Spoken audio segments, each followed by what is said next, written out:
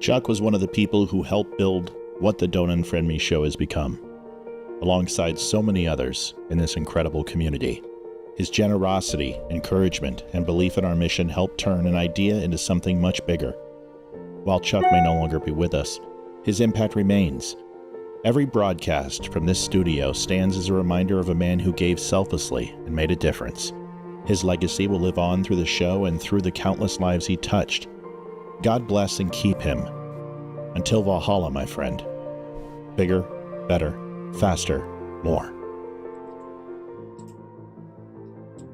It all started with just a vote, a single choice in a sea of millions. And suddenly, people we loved vanished. Godparents to our children, lifelong friends, all gone with just a click, with a comment, with silence. That's when the seed was planted. Don't Unfriend Me wasn't just a name, it was a plea, a line in the sand, a refusal to let politics tear apart what humanity once held so sacred.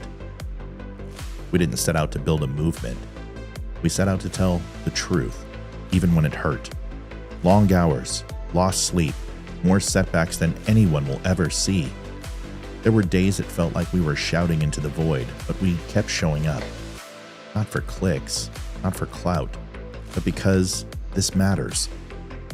We pushed through the doubt, the algorithm throttling, the shadow bans, the isolation, the nights we sat at the mic with empty inboxes and broken spirits. And still, we stayed. We persevered, because we knew there was something here worth fighting for.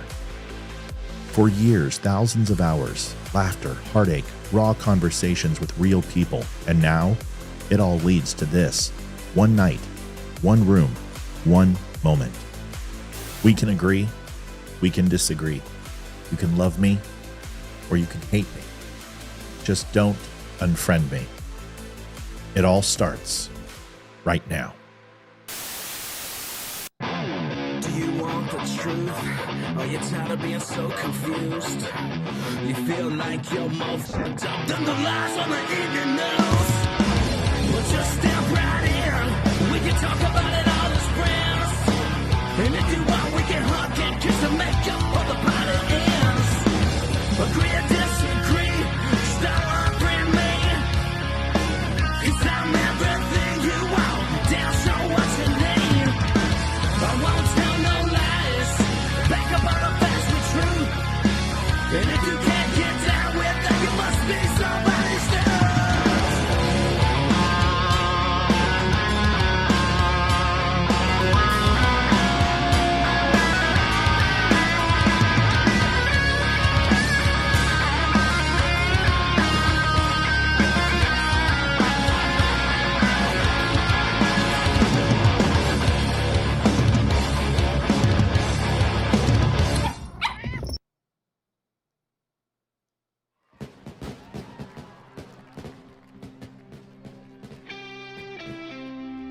It's Red Friday, RED Friday, which stands for Remember Everyone Deployed. The movement designed to honor veterans and deployed U.S. troops by wearing a red shirt every Friday. As simple as that may be, Red Friday is a great way to back those who serve our country. Go to dumbshow.com and search for Red Friday to get your red on.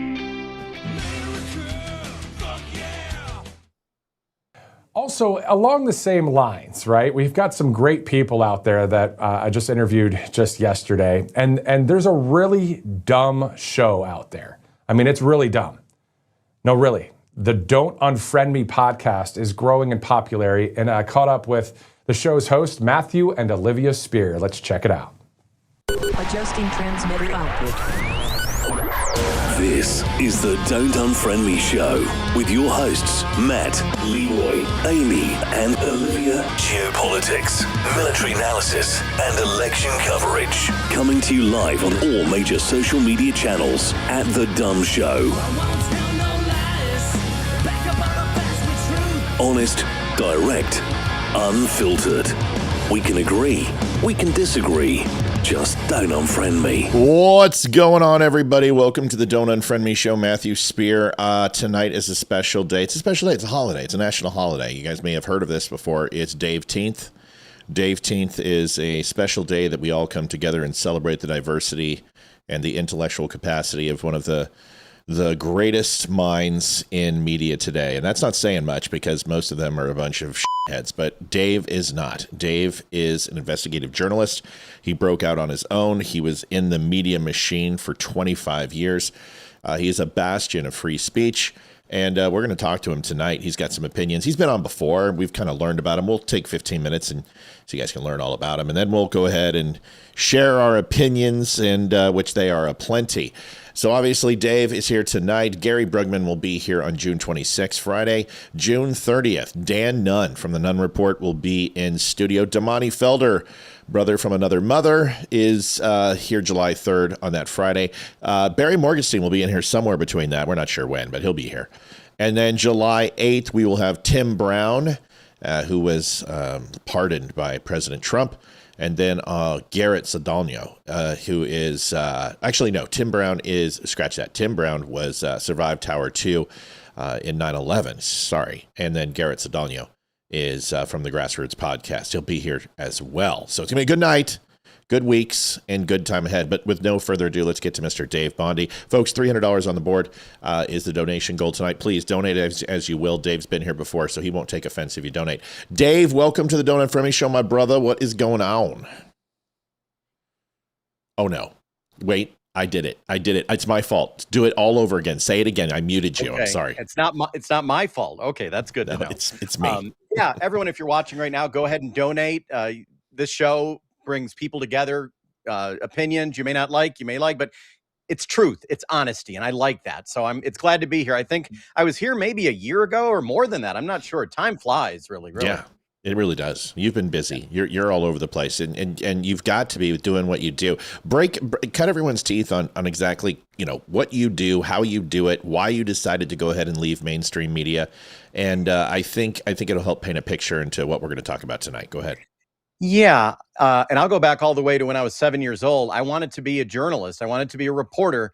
And basically, I wanted to report the news. And that's what I did. Graduated high school, worked and went to college, graduated college, worked in, let me name the states: Indiana, North Carolina, Michigan, Pennsylvania, Alabama, Ohio. And now I ended in Michigan, where I was a news anchor for the NBC affiliate.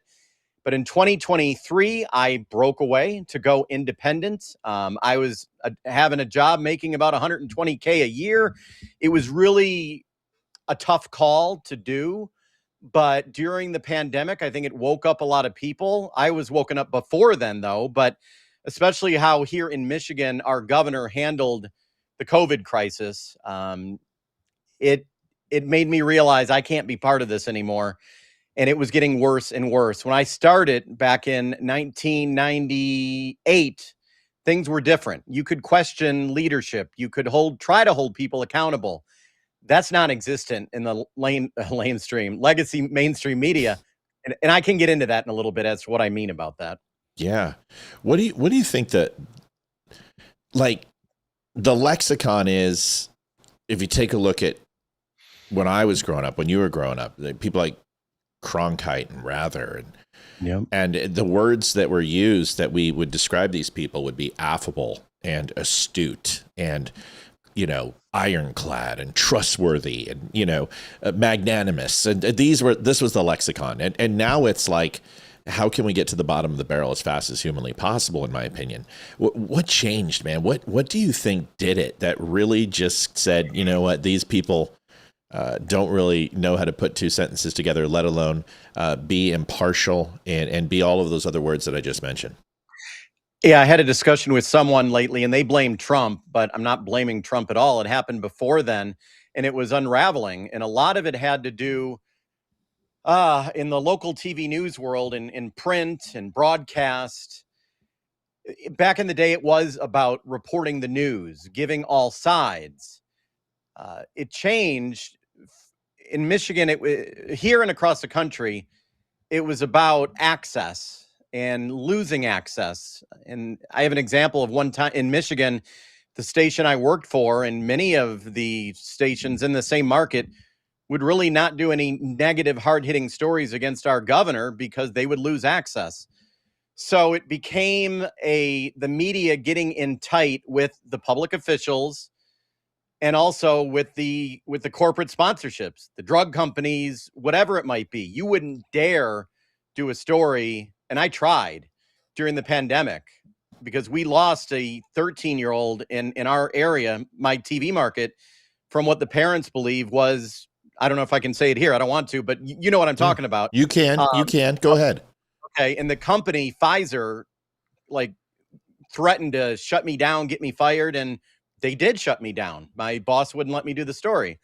So I'm sure that happened back in the day, and I'm sure it did, but not to the level now where reporters are punished if they question authority. Yeah. It's just not done. There are some good ones still out there, but it's very rare. And also corporate media stopped investing in a local level. My former television station, when I got there in 2015, we had about 60 people in our newsroom. I just checked with a friend who works there, and she told me they have about 12 people in the newsroom, and we're a TV market of 850,000 people. You cannot cover news like that. So they are, it's a secret that not many people know, but they are relying now on CNN. They contract out with CNN. CNN will give my old station videos to make it look like it's done on a local level. It's just changed. The whole dynamic has changed. Yeah. What's it going to take to regain trust? I mean, the fact that, I'm really excited to know that you guys are slightly above Congress and chlamydia for favorability in the United States, but it's kind of where it's at. People are like, well, Donald Trump's the most hated man in America. And I said, minus the media and Democrats. So it's pretty bad. What do you think it takes to, and I know the cliche, it's going to take trust. It's going to take re-engagement. It's going to take, disciplined, logistical and logical deductive reason. Okay. Yeah. Blah, blah, blah, blah. What's it going to take? Is it going to take some of these media companies to have a class action put against them for something that they get wrong, like COVID or Russiagate or whatever it else would be? Or is it going to be something where someone just has to do it right and then everyone tries to emulate what they're doing? Yes, and the free market is working. People are not watching. On a local level, my former station, when I left 3 years ago, our 6 p.m. news was averaging maybe 30,000 people, which is good for a market that size. Now I've learned they're averaging about 1,200 people in the 6 p.m. newscast. So they've done it. They've done it to themselves. The advertising has dried up. People are seeking other outlets. Myself. And I'll be honest, I do lean more conservatively, but I will be fair. If Trump does something stupid, I'll call him out on it. You do. And I get in trouble for that at times, but I try to be fair. But what is the answer? I think that they have lost trust. I don't know. It's people are going in their silos, and social media does it as well. People are the algorithms get people on their, worship Trump, hate Trump. It can't just be everything that's just, I honestly, I don't know if I have the answer. I don't think there's going to be a network that's going to come along and fix everything. I'm not sure. I think it's somewhere up in the same area as trust with pharmaceutical companies and the government. There is no answer. The trust has been eroded so much that generational change isn't possible anymore. It's almost like we have to, reset the Rubik's and start it all over again. And start from scratch. It's like, if you watch Escape from New York with Snake Plissken, where he's like, he hits the button and wipes out all the credit and everything else. And, do we need a reset to zero or something? But I don't have the answer either. I don't know. And many of them are sticking to the old model and they're not adjusting. There are some network. Now, CNN was very funny. I don't know if you remember a couple months ago, they tried making everything look like a podcast. They tried making their studio look like your studio. Yeah. They had Anderson Cooper, and that was a joke. Yes. So I don't think they get it. CNN used to have, I interned at CNN back in 1997. They actually had some real journalists.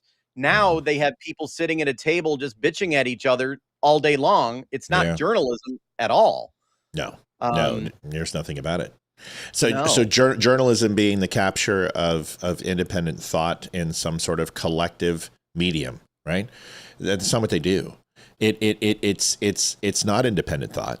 It's all regurgitated from the media companies, from the DNC talking points. They get and Fox does it too. RNC does it too. Everybody gets their talking points in the morning, and then it literally like little monkeys jumping on Spike, or little puppies jump on Spike. What do you want me to do? And then they all say the same thing, and I'm just like, talking points are out. Like I know the rhythm of the day, and I used to watch it in the JIC in the Joint Intelligence Center, and I'd watch CNN, and I'd be like, okay, well the media talking points are out, and we would know. And people are like, oh, our media is trustworthy, and there's no bull. We are state-run media, and it's been that way for quite a while. Has it not? It is. Yeah, no, I get into work, I remember in the newsroom, and it starts with the Associated Press. What they say is gospel. They come out with a budget in the morning that every newsroom in this country, 800 newsrooms, they'll have a paper. Okay, the AP said this is your lead stories today when it comes on the national level, and that is the lead stories usually. CNN has the same thing. So the narrative is set, absolutely. And even on a state level, this is sad to say, but for example, and I keep harping on her, but Governor Gretchen Whitmer has amazing press people because there are so few people in newsrooms now that they're taking press releases as gospel and just running them. And there's no investigation. There's no investigating of it. And it's, yeah, I don't know what the answer is. I know independent journalists are succeeding. I don't agree with Elon Musk that everyone can be a journalist. You still right. Yeah, I agree with you. I mean, you have to. There is still, ethics, and for me, morals. I can't slander or defame someone. That's just me. Sure. And I see it from both sides too. I see, bad things happening on both sides, and some people get mad that I'm just not going 100% with Trump, but that's not really who I am. I can't do that. No, you can't. Like everyone can be a citizen journalist or an investigative journalist, just like everyone can be a basketball player. But the quality, the quality of level of how good you are is dependent. If you throw 47 bricks in a row, or if you make 43 ringers outside the three, that's the difference. It's the quality of the work you provide, and everyone can play basketball, but is not what everyone can do.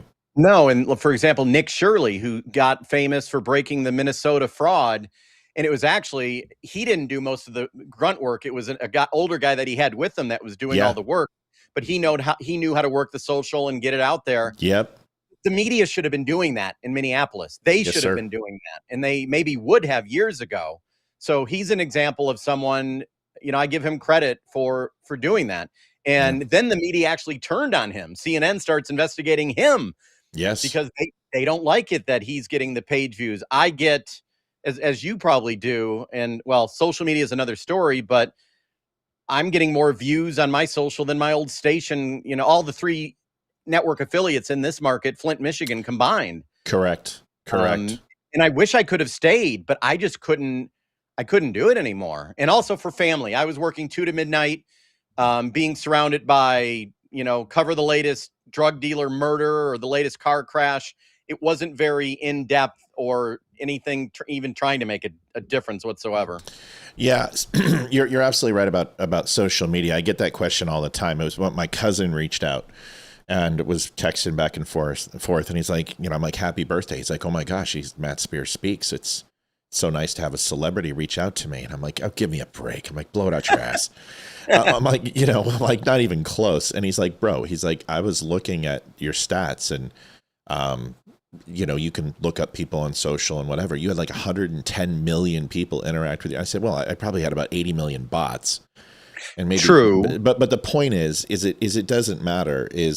It gets out there, and even though you don't have the platform like Candace or Tucker, you're also not being paid by a foreign country to get that platform that you want. No, and I've been reached out to by people before, and I can't do that. And But also, as you know, I do not trust any of the social platforms. I'm a little OCD. Me too. I wake up in the morning thinking Facebook could be gone in the blink of an eye. Yes, and you have to make secondary lines of revenue in this business, and that's why we have this show. And there's not many of us that do a full donation-based show because we will not be bought. We just will not do corporate sponsorships, and it sucks, but it lets you have your own voice, and nobody gets to buy you. You know. That's why I love Substack. Is a lot of in the Substack allows for now. They allow all voices, left, right, center. I haven't had any issues with them. The difference is they allow you to own your audience. So I have 45,000 subscribers on Substack. There's paid subscribers as well. But the difference is I can own my audience. And you know this, if Facebook goes away, it's gone. TikTok, it's gone.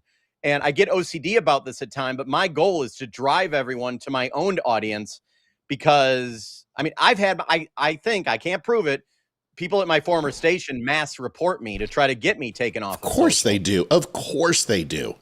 Yeah. Of course. Listen, I used to work for Apple. You don't think that I don't get that every? Oh, I bet.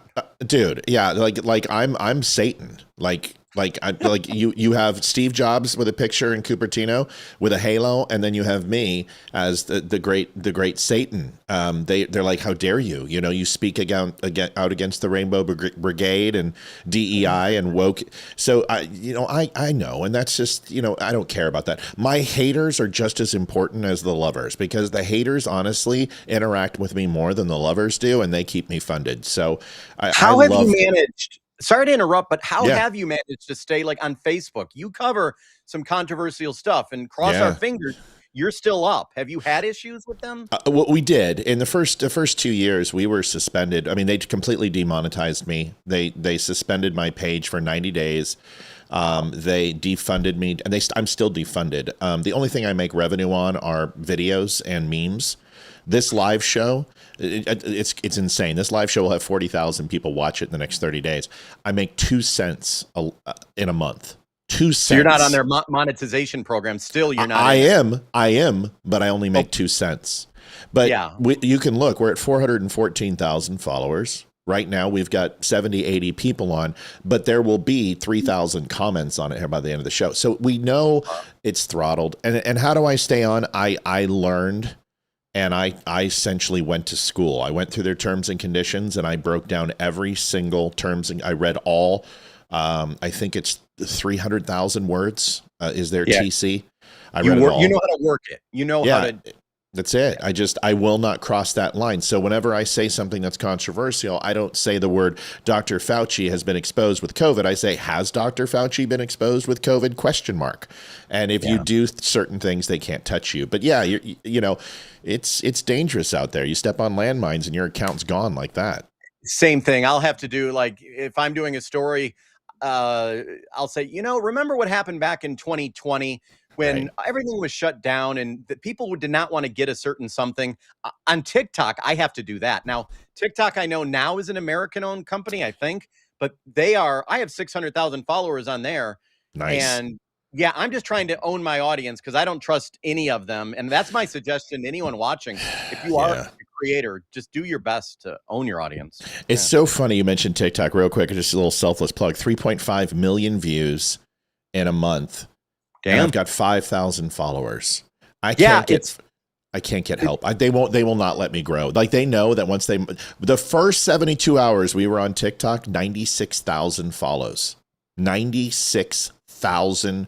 We went absolutely global. I did 3 pieces on transgenders, and then the IRS hiring 60,000 some odd agents, and they were training with guns, and it was just, they were all like literally flagging each other. And they didn't take that down? They didn't take that down? No, they did, but it hit, the first one went to like 7 million views in the first 24-hour soak. It was just growing. And then, bam, hit me on trans, bam, hit me on guns, bam, hit me on trans, ban my account.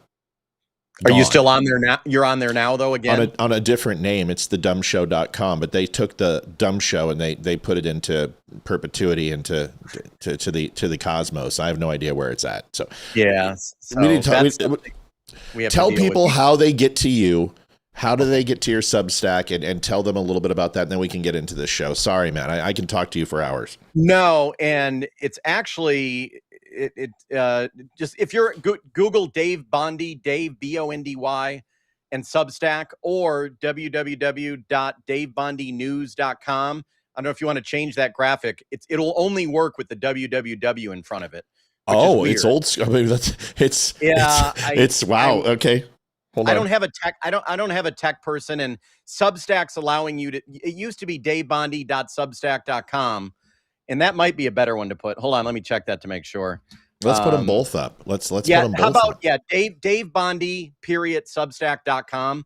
That's the one that'll get you there no matter what. Dave Bondy Substack.com. Yeah. All right, we'll make that a prettier color, man. We got to brighten this thing up. We got to have it pop. We got to have it pop. You know what? Screw it. We'll just do there. That screams it. All right, it doesn't look good. Ooh, it's I not like fun. that. It's not feng shui, but it works. Dave Bondy, Substack.com, folks. Head on over there. Dave gets a ton of news. He does a great job. It's always impartial, but he's also been a really good friend of the show. And he remember after he was on here, he pumped us up, and he always tries to share our stuff. And he's a good dude. No, you do. I was going to say you're slacking. So here's what we're going to do. We've got a question, and this is from a good friend of mine, Ryan Samuels, who is also has a show and one hell of a good dude. And I thought this was good enough. And there's a couple of other people who have questions, but let's get to that real quick.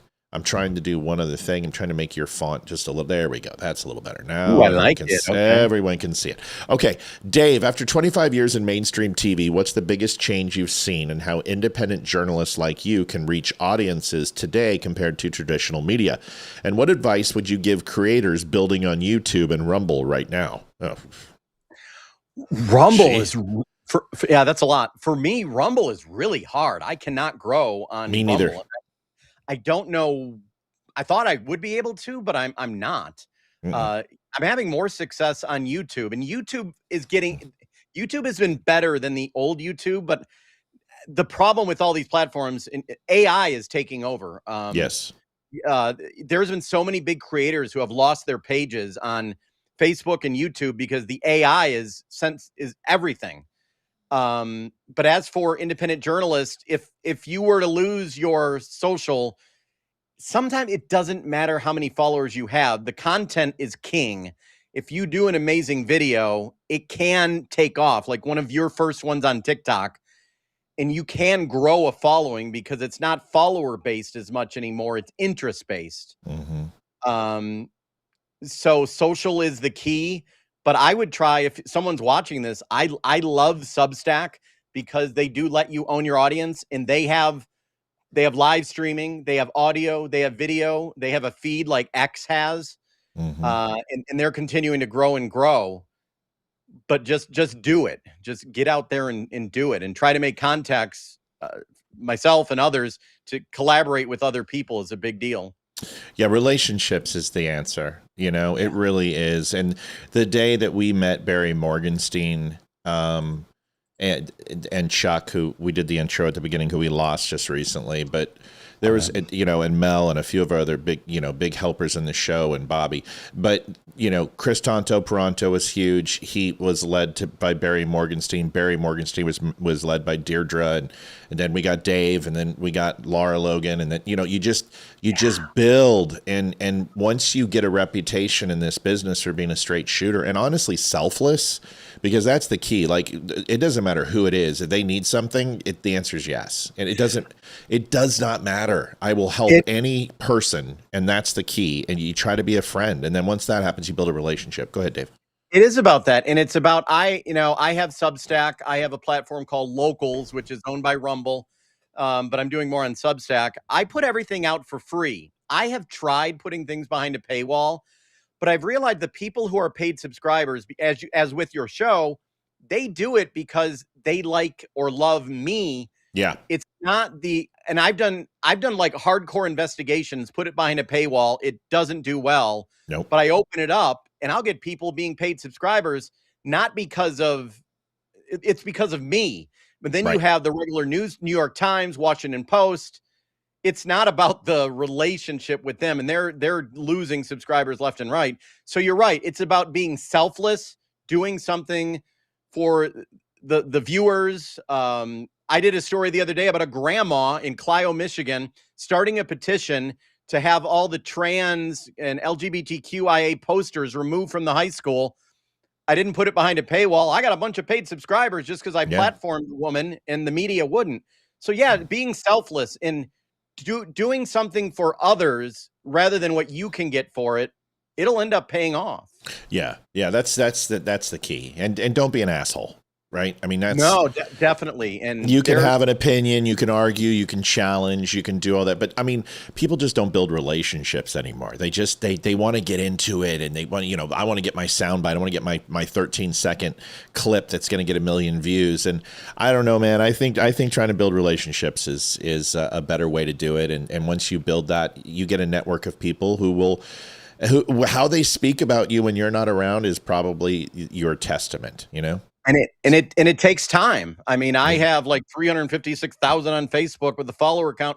It took me 12 years to get to that point, and it took me working my behind off. And at times, and now I've realized it was wrong. Sacrificing family time, marriage was impacted a little bit, and now it's a balance. You want to make sure that you have that balance because in this world, it's 24/7. When I was anchoring the news, I had a 5, 6, and 11 o'clock on social. I could be working all day if I wanted to, and I learned to reel that back a little. Yeah, Doty, Dave's everywhere. He's on Facebook, he's on TikTok, he's on YouTube, he's on Rumble. Rumble's the same thing with me. I'm going to war with them right now, and I'm like, listen, I know you guys get a certain amount of views, and I know you're distributing that to the largest groups of the people who draw the money for you. I know that, and I know you can't let me grow, but it is kind of like the chicken and the egg. If you want me to contract with Rumble, you got to give me some fruit. Otherwise, you're just giving me dirt and rocks, and I can't survive on dirt and rocks. So you got to give me a little bit of the pudding, and then I'll go work for you. But they're trying. Like right now, they're boosting our thread, and I know they are because I can see the numbers. So they're trying. They're trying, but if you look at our penetration, it's very similar. We've got 2,000 followers, but we'll get 70 to 110 on a night. That's crazy. Same here. That's crazy. I the good thing, I worked with a rep with them once. Well, we'll put you in the homepage every once in a while, but it just didn't. And like YouTube, I mean, I have 20,000 only on YouTube, and I did a video last week. The one video made $300, and it went off because it was so. And a lot of people like nothing. If Rumble's watching, I love you. But YouTube just seems easier to navigate for people. Yeah, Instagram's doing well too, man. Like we finally, YouTube banned our first channel. They blacklisted us, and then we had 800 followers for 4 years. Then Olivia came on. Now we're at 20. Instagram's at 40. So we're growing on other channels. And so anyway, listen, you guys, this is Podcast 101 Talk. We appreciate you being here. No, we're going to move it on. But, a lot of people are interested. We've got a ton of people watching. So let's do this. Let's get to a couple of other things here tonight. And I want to get, people need to know your takes. If they're going to join your Substack, they're going to trust you as a reputable source, which my stamp of approval is on this guy. They need to hear your opinion. So, and let me tell everyone, I have Swift, and I don't know if I'm hyper focusing now more on Michigan, the Midwest. I started doing nationwide. I'm like, no, I'm in Michigan. I'm an expert in Michigan. I know the players. I know people at the Capitol. I'm going to focus on Michigan, making a difference, trying to be the number one source in this state. I will do national things, but I'm trying to own Michigan because Michigan is a big player, and it always will be, I think. But I decided to that niche to do Michigan rather than nationwide. So if anyone is not interested in Michigan, you may not like everything I do, but I'm trying to focus on this state. Listen, and just to expand on that, like I've seen the debate stuff that you've set up, and I'd love to be a part of that. But I think what people need to understand is that local politics are no longer a reality. It's people are nationally run. And the way that the state used to work is that the federal government something would happen or something would happen on national news or the world news, and then it would slowly trickle down to certain pockets. The East Coast would get it first, then the West Coast would pick it up, and then the middle of America would kind of get it later. Not anymore. So when something happens in Georgia or something happens in Alabama, the whole world knows about it in 5 minutes. So it's just different. And you're right. I've tried to do the national thing, and I found myself pocketing where my top 5 states are more than anything. Florida, Virginia, California, New York. Those are my top viewers. That's what I try to focus on. So and it's cities I've used, because I was an on-air news reporter in Pittsburgh, Alabama, and those are the following I have. And it's funny because now over the last year and a half, when I do stories, now the local legacy media is copying those stories I do. So it feels good. dude. Jesse Waters, I'll tell you what, one day I'm going to meet him. From you? He's not. He's got a writer who watches our show because, we cover a lot of intel and military and we're pretty good. We're pretty good on the geopolitics, and we're also pretty good on election news. I mean, we're the ones who said Whitmer was going to get reelected, and the people are like, you're insane. And I said, her popularity nationally is massive. She's going to win. Well, so wait for the presidency. Sorry, we'll get to that. Oh, I know. No, I'm with you. They tried to float her in 2018 after the SOTU, and that went very well. And then COVID hit, and it kind of changed some things. But moving on, I think it's important that it's neat.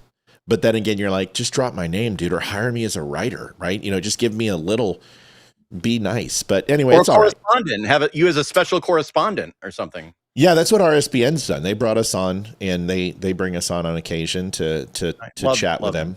Yeah, Matt Alvarez is good. All right, so here's something. So we've got the Democrats are proposing a bill, and that is that Donald Trump can't do this thing without going to Congress and saying, hey, I need permission. And here's the thing. Democrats consistently want to alter the Constitution. They want to add little things without doing the work. And they don't have a 2/3 majority. They don't have a convention of states to alter the Constitution, and they aren't able to codify an amendment. So they tend to overstep their bounds. And it started with subpoena power and investigatory bodies inside Congress. These aren't the things they were supposed to do. They were supposed to legislate, control the coin, the purse. Yeah. But they overstep. So here's this, and I want to get your take on it. Okay. So we're introducing Protect Our Polls Act, and it does 3 big things. Number 1, it requires that President Trump come to Congress to get approval before he would ever deploy uniformed military to our polls. There is only one legal way to send uniformed military to the polls on our books, and that is to, quote, repel armed enemies of the United States. We have never done this in our history. Not during World War II when we were in the middle of combat operations, not just months after 9/11 when we had been attacked on our own soil. We have never in our history sent uniformed military into our polls during an election. So if Trump wants to do that and use this narrow exception, he should be able to come to Congress and seek our approval to do that. I'll take things things that never will happen or are thought about happening for 1,000. It's to get her face on. She's from Michigan, Alyssa Slotkin, and she has she's former CIA, I believe. Yeah. Does that they just come up in a meeting? Hey, let's talk about this. I don't think Trump's ever mentioned that. You correct me if I'm wrong. No, it was based upon where they were talking about deploying ICE to the polls to ensure that the voters were legal. And, they've been up in arms because they won't say that, of course, because it'll out them. So they'll say, the adage is that Trump does not want a peaceful transfer of power because of what happened in January 6th. Now, the ownership of President Trump on January 6th is he said a lot of things for 6 months that did rile up the country. There's no doubt about it. And he did it falsely. In a lot of ways. But the one thing that was true to it is that 56,000 people on J6 protested absolutely peacefully and went home and ate dinner that night. The government looked at all of their information, I'm sure. Yeah. Well, they're all geocached. So that's how they knew where to arrest everybody. So I understand where people are frustrated. I understand where people are trepidatious. But this whole thing that he is a tyrannical ruler, or that he does not, every single federal ruling he has followed. Every single judgment that has come down from any single federal judge and from any of the district and circuit judges, he's followed everything they've said. He at least follows what they say. He pushes it to the boundaries, and then he's like, okay, well, I'll go ahead and I'll follow that. And then they appeal it, and they usually win. But does this guy strike you as a person who is going to perform a coup d'etat against his own government and take over and just insert the Marines into every single city? I mean, come on, Dave, do you even believe this shit? No, and I think, as my wife tells me, who's not really into politics, she finds it entertaining. She thinks he sits there sometimes and throws stuff out and to see if they take it seriously, or just to get people going. Right. That it's, I mean, I've interviewed him twice before he was president, when two times in Michigan, when he came here. He's a marketing genius. Oh, yes. Whether you like him or not.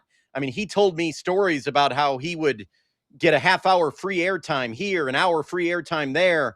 But yeah, he'll say things just to say things and get the reaction. And I know, I don't know. It's just, yeah, from Alyssa Slotkin saying that, I hadn't heard that even an issue until like she just brought that up. Well, remember, Slotkin was one of the, the gang of, I think it was like 6 who said, don't, hey, you can refuse orders in the chain of command, I mean, he was telling people to refuse unlawful orders. And you're just like, wait a second, Mark Kelly said that, she said that, and a few others did. And now she's doing this where it's like, no, now it's that you don't follow orders. Now you have to come to Congress and tell us when it's appropriate to declare state of emergency and use the military. The President of the United States does not use the regular military in any situation whatsoever in the States unless there is an emergency. They can use the National Guard and empower the National Guard, but that's where his rights end unless it's a declarative emergency, like putting Marine Corps in California when they felt that it was an invasion. People are crossing our border. They're committing crimes here. They're bringing drugs over, sex trafficking. That is most assuredly an emergency, and that's his job. He can declare martial law, correct? Yeah, yes, he can. Yes, for a period of time. Yeah. Yeah. So I don't know. And then her sound bites get played on CNN, Fox. They lead ABC. And then the narratives are getting going. Oh, Trump's doing this. My relatives who are complete CNN watchers, like, I didn't know Trump was doing this. I'm like, what the hell are you talking about? Right. Well, I think most people, and that's the thing, is like in our world, this microcosm that we're in, it tends, like, we'll see the ebb and flow on Twitter, and we're like, oh, the whole world's melting, and people are like, when did this happen? I had no idea. Most people don't entertain this crap for a better part of 3 months out of the 4-year cycle. They, August, September, October, they kind of get involved. And then they pop their vote in November and get the hell out. They don't really stick around and watch this stuff. So a lot of this stuff is hyperbole, and it's all the sky is falling. But this is what they do. This is all about show. So good stuff. For sure. Yeah. Here is a Supreme Court gun rights case. Fox News I specifically picked videos for you, and I know you would love pretty much all of these. So this one's for you. We'll watch this together and get your take on it. Decisions from the U.S. Supreme Court, including one high-profile case on gun rights. Let's get to Shannon Bream, who's got more on that opinion and some other decisions we're still waiting on that we might get today or not. Shannon, hello. Welcome to our program. Good morning. All right. Great to be with you guys. Okay, so we have about 20 outstanding opinions, 8 that were on our watch list. We did get one this morning, and it's one of the gun cases, and it was whether or not you could go after someone who you discovered was a habitual drug user, in this case marijuana, and that disqualify them from owning or possessing a gun. The court has got a unanimous opinion, essentially. There are all kinds of factions and concurrences, but nobody's dissenting here, saying that the prosecution of this individual or going after this individual based on his drug usage and gun ownership violates the Second Amendment. Now, it may be very fact specific to this particular case, but that is the first of the gun cases. There's another one we're waiting on as well. So we may, often the court will pair up. Thank God. Anyway, sorry about that. Yeah, I agree. Nice. So, Dave, what do you think? I mean, if people are on psychotropic drugs, if they're on, lithium or Prozac or whatever, if they're on hydrocodone or oxycodone, that's a question on background check in all 50 states. If somebody's smoking pot, if somebody's doing coke or heroin, should they have the right to own a gun? Are we talking about if they are charged with a crime? See, you talk about an investigative journalist. Absolutely. That's what it is. If it's associated with a crime, for sure. And is it a felony or? Yeah, it'd be felony. Was this a local case, or is it? I know, because if you're a convicted felon, is it nationwide, or at least in Michigan, you're not allowed to have a firearm, correct? See, now this is such a good question, because this is the entire premise of the argument. There is no felony in this case. This is a person who had a drug use that was unrelated to owning a firearm. And then they would go ahead and say, well, listen, you had heroin, or you had cocaine, or you had a night on the town and you had some blow with some friends at a Super Bowl party. Now you have a firearm. We're going to go ahead and confiscate your gun. And it's ultimately a red flag law.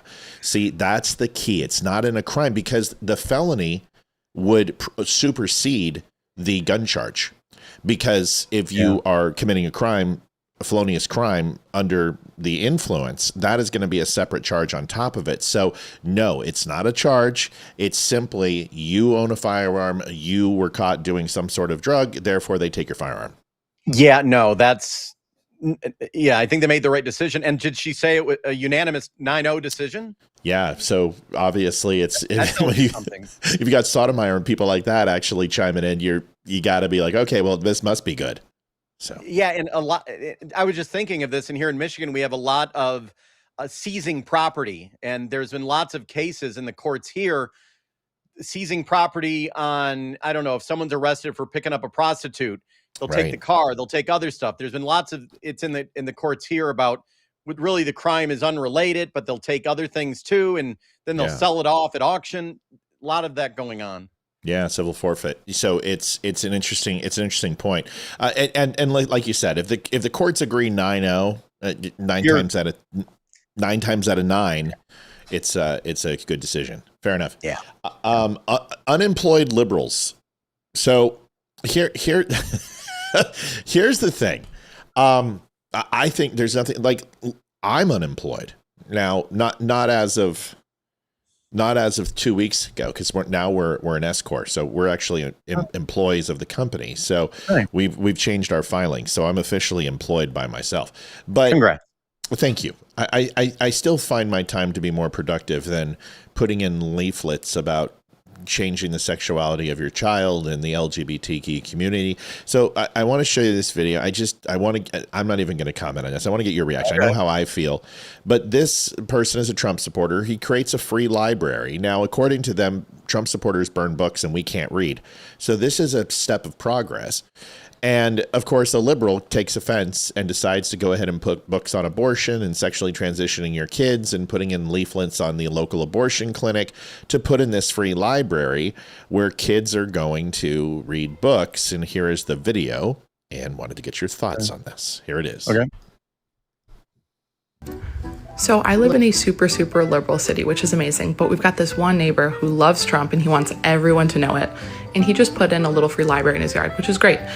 So my 7-year-old and I today decided to make sure that the contents of that library were more aligned with our community's values. So we printed out some resources to access abortion care online, and we printed out some stuff about the Trevor Project, which supports queer youth. And we got some stickers to throw in there, and then we got some books, mostly from my shelf and also some from our local used bookstore that I think are important for people to read. Is the Saul Alinsky playbook and Mein Kampf in there? I'm just wondering. And we restocked the library, and I think it looks great now. But the thing that really upset me about this neighbor is that he's had this Trump flag up for years. He recently took it down, don't know why, but I noticed the day that he put it back up was the day that the Pride Festival started in our city downtown. That feels pretty icky to me, so I'm going to make sure that his little library is stocked to the best of my ability with everything that people really need to know. Wow. Yeah, wow, indeed. So this random guy did this on his property? And yep.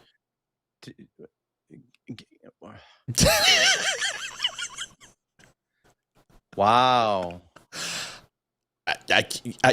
Why? I mean, like, why? What are you trying? I mean, how is that a threat? How is that an issue? Why is that triggering? Why do you need to? Why would you bring it down to that? I can understand sharing Tennyson or Thoreau or Shakespeare or something, but a bunch of books on abortion and sexually transitioning. I mean, do they think about anything else, or is this literally what occupies every moment of their day? I guess. I mean, she could do that on her own property, right? She could build a little mailbox and put all those books in there. Why? It's not like this is a government entity doing this. No, it's a dude on his own property trying to help the community, and then she's triggered by that. And if I was him, I'd like to see what happened afterwards. Did he, just throw out all the books, or what did he do? Had a book burning party. Which would be, I believe, his right to do. Sure. I don't know. It's just a set mindset on, like the story I told you about earlier. I did about the grandma not happy with the LGBTQ banners and about every type of different sexuality. How you're not attracted to anything. There was a name for everything, and her thing was like the pride flag. She's like we want a safe space for kids, and she's like, that's a good thought. But how about you do the school colors, the red or whatever it is? And Why does it have to be the LGBTQIA and everything? And she's getting hate. I got hate just by telling her story. It triggers people so much. And she felt bad because it's not that she doesn't like gay people or trans people. She just thinks that, and this is with elementary schools too, that should not be part of their world. If you need validation from complete strangers, maybe what you're doing is the issue. Like, if you want to be gay, be gay. If you want to, I mean, remember, we're Republicans, right? We believe that whatever is in your bedroom stays in your bedroom as long as it's legal and there's no victim. You're good to go. Go have a field day, man. Green Jello and whips, chips, and dips. I don't care. But the moment be who you are. Right. I've had stories where in Michigan that they have had to explain, this has been implemented in the Ann Arbor, Michigan school district, where parents are having to explain to their kids what this means, and it's fourth graders and third graders. I can't imagine. Wow. Like, what happens when a kid gets a hold of that, right? I mean, there has to be a point when if you give a child pornography, if you give a child a pack of cigarettes, if you give a child, a bootleg pirated movie, you're going to be held accountable for whatever they consume. You give them alcohol, you can't buy a 16-year-old alcohol and give it to them. It's illegal. So why is it okay to have essentially books that talk about lopping off genitalia or sexually transitioning or gender dysphoria or abortion or anything else would be appropriate to give to a child in a setting? Do we have to start saying, wait a second, free speech is important, but we have limitations on consumption of material for a reason, because we have to protect our children? Is it crossing that line? Because if it was an 86-year-old man who had mirrored sunglasses in a van and he was handing out illicit material to children, that person would be arrested. Yeah, be in jail. If a teacher did that 20 years ago, my God, Dave, they would be in prison. And now it's happening. Now, if you speak out against it, you are the bad person. Yeah. It scares me. I have a 13-year-old and a 9-year-old, and as to what's happening in the future, and I don't want to talk a lot about them, but it's just frightening as to what they could be encountering. Yeah, our kids are a little bit opposite ends of that, but very close in age. The separation is exactly the same. My daughter's 16, my son's 13.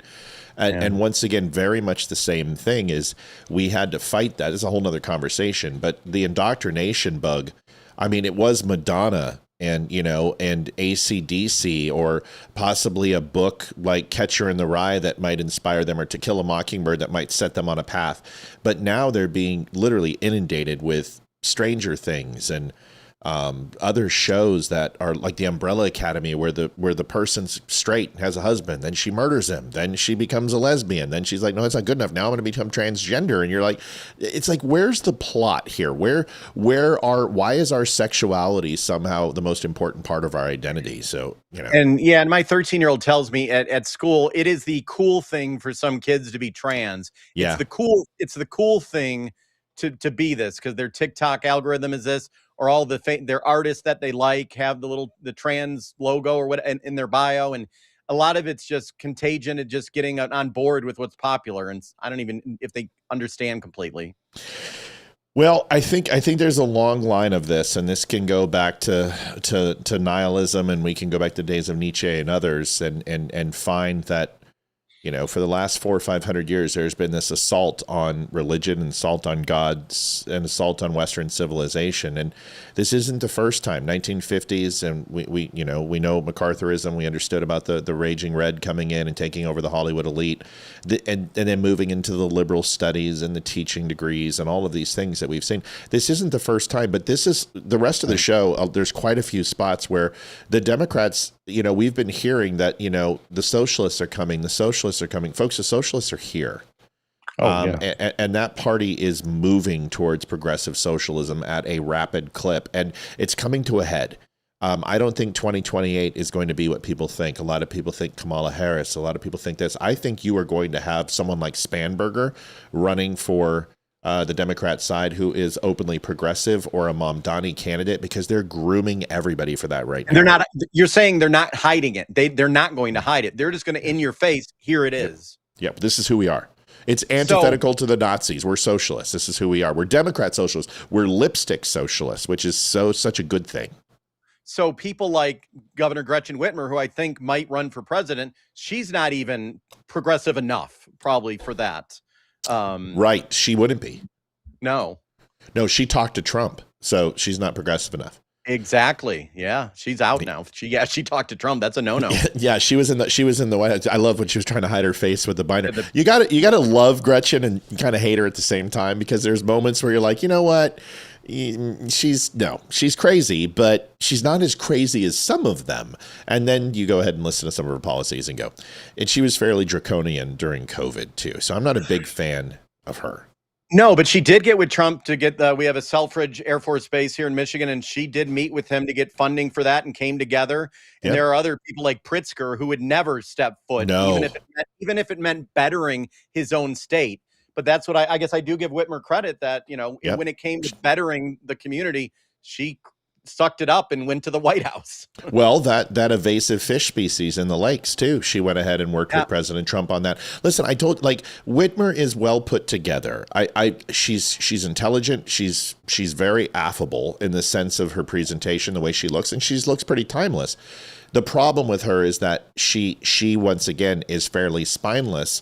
When the people who are not in the room with her, she will move to that progressive side. Gene McLaughlin donated $10. Let's get this party started. Thank you, Gene. We appreciate you. Nice to see a little bit of a donation. They should start now. It's 8:00. I don't hate Whitmer. I don't hate anybody when it comes to this. But it's funny that we're looking at her and going, out of everybody, she is the least progressive out of the current flock, and it's terrifying when you think that. It's like, ugh. Is Gavin Newsom even at that point, or no? Is he not even as progressive as Gavin Newsom's too? He's a puppet. I mean, he's essentially, he's got the mirrored sunglasses. He's Biden 2.0. He doesn't have a brain. I do not consider Gavin Newsom to be an intelligent man, and I'm not trying to disrespect him. I'm not undervaluing him. I truly are underestimating him. I don't believe him to be very intelligent. I think he talks in circles, and I think he panders just like Biden when he's like, hey, I'm just like you. I'm illiterate too, black people. And you're like, oh my God, you are literally as bad as Biden. Yeah. I think that his wife is probably going to get him torpedoed long before his alcoholism and his adulterous affairs will catch up to him, because she's in some hot water. We're already getting close to that ride again for another presidential, but I felt like we just got through it. God, I'm sorry, and pardon me for the people who are watching Dave and go, man, this guy's foul, but my ass still hurts from the last election. So I don't know if I can't sit down still. That was just rough. That was rough. It was intense, and Yeah, we'll see what happens. Yeah, we will see what happens. Here is just to give a little taste of Joe Biden, what he used to be. If it holds near and dear to you that you like to be able to, anyway, we're going to get a lot done. You got more questions, but I tell you, if you have a problem figuring out whether you're for me or Trump, then you ain't black. Better than anybody else. And you don't know my state. My state was a slave state. My state is a border state. My state is the 8th largest black population in the country. My state is anything from a Northeast liberal state.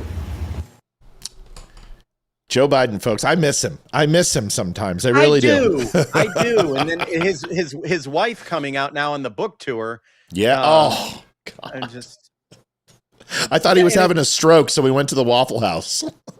I was just like, wow, what is going on? Yeah, I do miss him in a way. It was kind of entertaining, and in a weird sort of way. in a weird sort of way. Still wanted to know who's running the White House. So big question to you is the Iran deal here, and I want to be clear. This is not a deal. This is a referendum. This is I don't even know what they're calling it. What, an MUO or UOM? Yeah. You may need to help me on this because I am not as in. I want to learn more, and you are intelligent. Cool. You know this. And well, can I ask you something? Sure. Did the action against Iran? Did it need to happen? Yeah. Okay. I don't think people understand. The average person, I don't think they understand that. Yeah, and let's be clear. Like I'm a son of the Forever Wars, so like I understand Afghanistan, OEF, OIF. I had a lot of friends in Mogadishu, Bosnia Herzegovina. I get it. I understand that there were a lot of things we didn't need to be involved in. We didn't need to be involved in Benghazi. We didn't need to be involved in Serbia. We didn't need to be involved in Syria. There's a lot of things we shouldn't have done. And let's not forget that Obama ran 16 proxy wars for 8 years, right? Yeah. And dropped more ordnance than we've dropped in Trump's 6 years. But here's the thing. Did it need to happen? No, it's not the wrong question, Dave. It's just the wrong preface. Yeah. What I would say was, did we have a window of opportunity that was going to close? And the answer is yes. Okay. So either we did it now or we would have had a lot of people lost later. The reason why is that they were upgrading their integrated air defense systems to Chinese-made acquisition radar, higher-end systems, which, let's face it, the systems that they currently had that were bought from the Chinese and Russians failed abysmally. That's why they needed to upgrade them. And if you would have been back in the 80s, 90s to the early 2000s, Iran had the highest integrated air defense system out of anyone in the world, by far. They had the most coastal mines. They had the most CSC-3 silkworms, which would ultimately take out naval vessels. They were shit hot from the defensive standpoint. Wow. And geographically, they're 1/3 the size of the United States. So it would have been a Vietnam/Afghanistan 2.0. If we would have went in on a first wave strike against Iran during those times, and this would have been 94 to 97, we would have had about 73% attrition on the first wave of attacks from the United States Air Force and Navy bombers and strike fighters because they were stacked. So what Israel did in that, post October 7th, in that 2-year period, was literally degrade Iran's forces to absolutely almost nothing, where we were out there hitting them from 500 miles away from F-35s and just over the horizon targeting, zero threat, taking out all their IADs. So when we did that for Epic Fury and went in there, or Midnight Hammer, and hit their Fordow and Natanz and the other nuclear sites, it essentially opened up a window to go ahead and prosecute this, to hit their command and control and put them in a position of, instead of spending billions and billions of dollars on terrorism and funding proxies and asymmetric warfare, to having to literally rebuild infrastructure and their military in a controlled state. So it gave us a window to hit them, knock them back 20 years, and they were rebuilding up to that level. And if we didn't get in now, we weren't going to get in. See, that makes sense to me. You do not hear that, though. No, out there. You won't. You won't. No. And the reason why you won't is because it's not sexy. It's It's not the answer you want. It's logical. It makes sense. It's easy to understand. It's conceptual for anyone to hear it, even a grandmother wielding a broom, because you're like, well, you had a window of opportunity. If you didn't, Americans would die. So we just know that Iran's ultimate goal is to kill the little devil and the big devil, which is the United States and Israel. That is their epitaph. That is their idiom. And the reason why is because they're Islamic extremists. And that is just the truth. And you can't negotiate with people like that. Theology has created some of the worst conflicts in history, whether it be the Crusades or whether it be, the Cossacks purging people or the Bolshevik Revolution or whatever it would be. There's always some sort of theological undercurrent, which is driving people to do crazy ass things on this terra firma. And Iran happens to be in that vacuum right now. I've been out of the mix today. What do we have update-wise today on this situation? Well, let's watch this. Cruz is so here's the thing. Lindsey Graham is like, I can't believe Trump did it. And then he's like, oh, I got a phone call by Trump. I actually support what he's doing. Ted Cruz is upset. And you've got two different pockets, right? You've got the pro-Israel pocket, and then you've got the anti-Israel pocket. And they are in conflict. And this is where the real big question I wanted to ask you while you watch this is, should the consumer of media, our audiences who are your friends and mine, should they, every time a news cycle comes out, stop, do not listen to it, wait 72 hours because everything's going to change, because this is just the spin from the left and the right, and eventually the soup will settle and we'll be able to see the sediment at the bottom? Or True. Watch this and you tell me, is this more of that? Okay, so here it is. Maybe. Yes. Giving billions of dollars to theocratic lunatics who want to murder us is not a good idea. I think the president, unfortunately, is receiving bad advice on this deal. I was just going to ask you about the Iran deal, what you think about it. With this whole nuclear deal now, no better than what we had back in 2015, back when Barack Obama cut the deal. And that's where Donald Trump winds us up after all of this. What an embarrassment. So canned. We went to war for what? The idea of doing something in the Straits of Hormuz. The Straits were being used peacefully before our invasion, and now we have to negotiate they'll be used peacefully in the future. It's going to get access to its frozen assets, and what is Iran giving up for this? Nothing. Nothing. They're merely reaffirming what they've said before about nuclear weapons. Well, all I've seen is public reporting about it, but the public reporting to me suggests we're giving up an awful lot more to get a lot less than the JCPOA.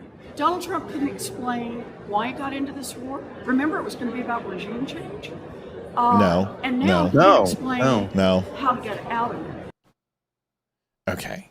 So is this just the talking points and this is the first reaction, or is there some real, hair on these teeth here? Is this real, or is this just more bullshit? No, that's they're not giving any context, any depth. It's talking points. It's trying to sway a certain narrative, and a lot of what I just heard was not accurate. Right. From either side, and it's like, can we just get off the Jew and Arab thing for 5 minutes? That fight's been going on for 3,200 years. Can we just go out and say, can the following question be asked? Is the Middle East more or less stable with Iran as the predominant power in that geographical area? Is it worse? Or would it be better if Iran ultimately was neutered? It'd be, better if they were neutered, obviously. The Iran-Iraq war, the Saudi Arabia and Iran war, Iran has been running proxy, 83,000 terrorist events in the last 47 years. 86% of them are funded by Iran. I mean, come on, man. People are like, the United States destabilized the Middle East. Bro, did you even watch Lawrence of Arabia? I mean, it's like this thing's been unstable since The King and I, and The Wind and the Lion with Connery. I mean, we've grown up with this as even in the movies or books that we read. We know the Middle East has been a quagmire. Why do we think we can solve this? all these lawmakers in these sound bites, do they not do their own research, or are they relying on CNN for their, are they not? I mean, they're senators, some of them on the intelligence committees probably. Yeah. Don't they have their own access to their own information rather than relying on a CNN report? Yeah. I don't know. I think, like, here's what it comes down to, and I think you would agree. It doesn't matter what Trump does.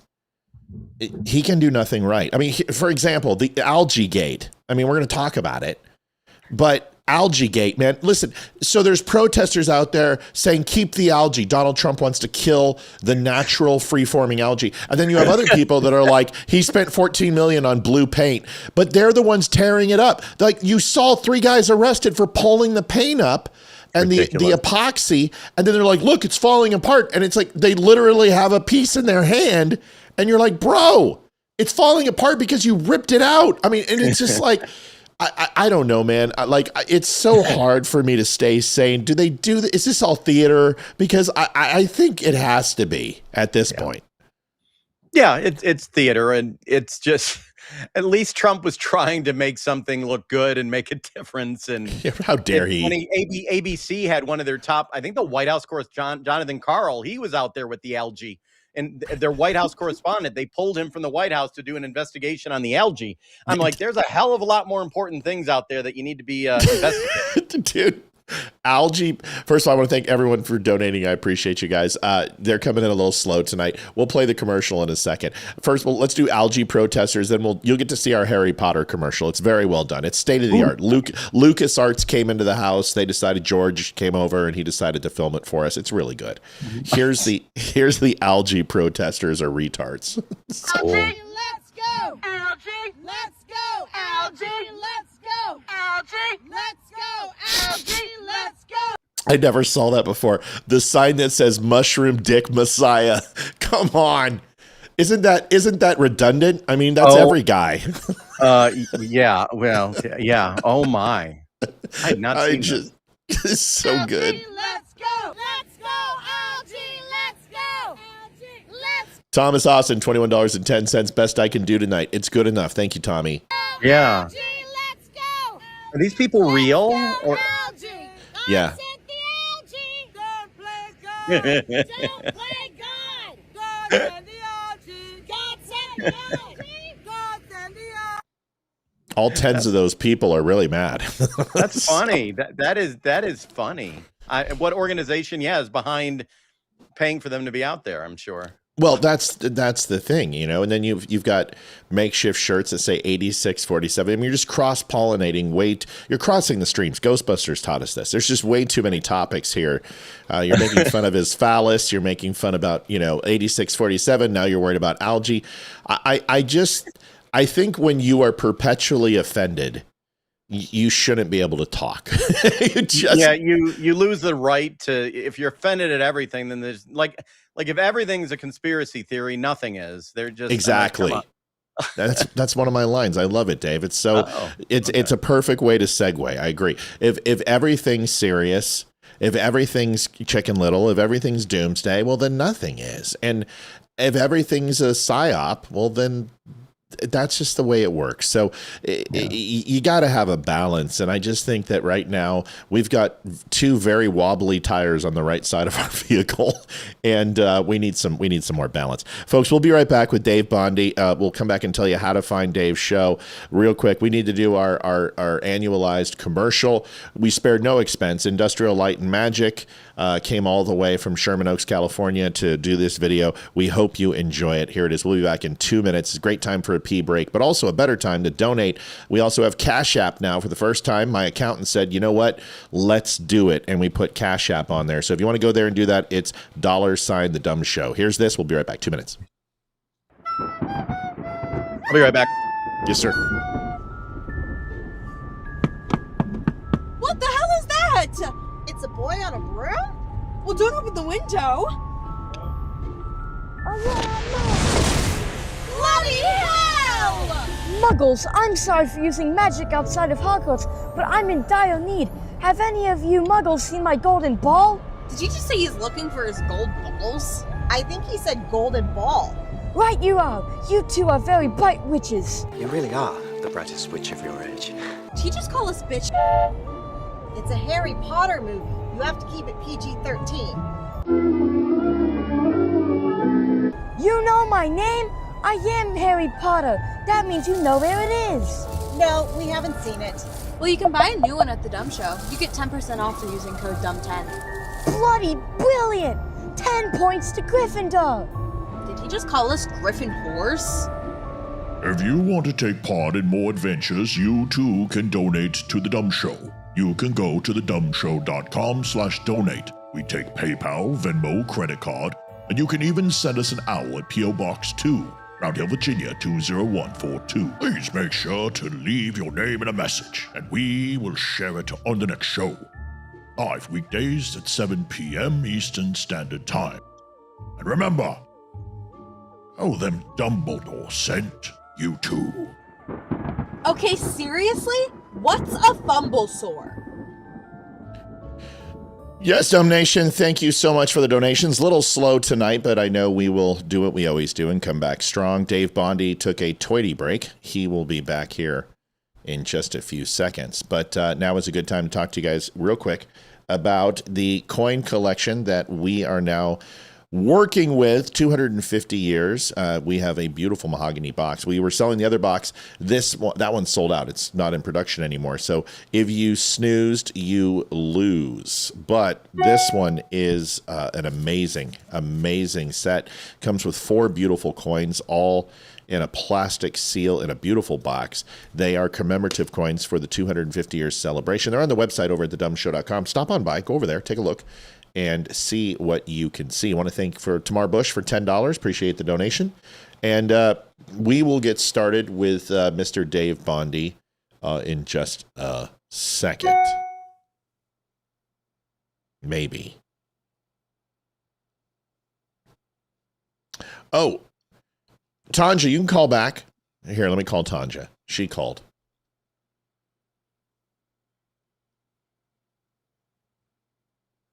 Okay.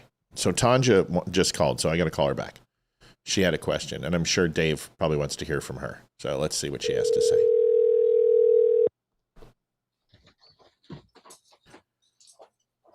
Tanja, hey, we're waiting for Dave Bondy to come back. So why don't you give us a quick? Oh, he's back. Tanja, give us your question real quick. So Tanja wanted to talk about Juneteenth real quick. So go ahead, Tanja. Oh boy. Yeah, if you don't know, I've heard my homie Barry and he was on Barry Cunningham's show, and he was making a joke of it, and I thought it was funny and it was cute at the same time.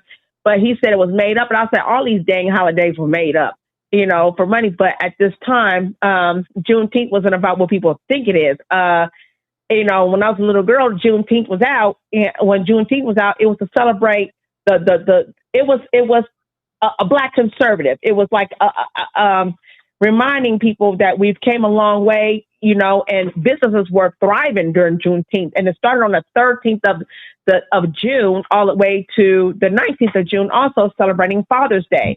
So you had all these different things happening. The shows like the girls who had the best hairstyle show.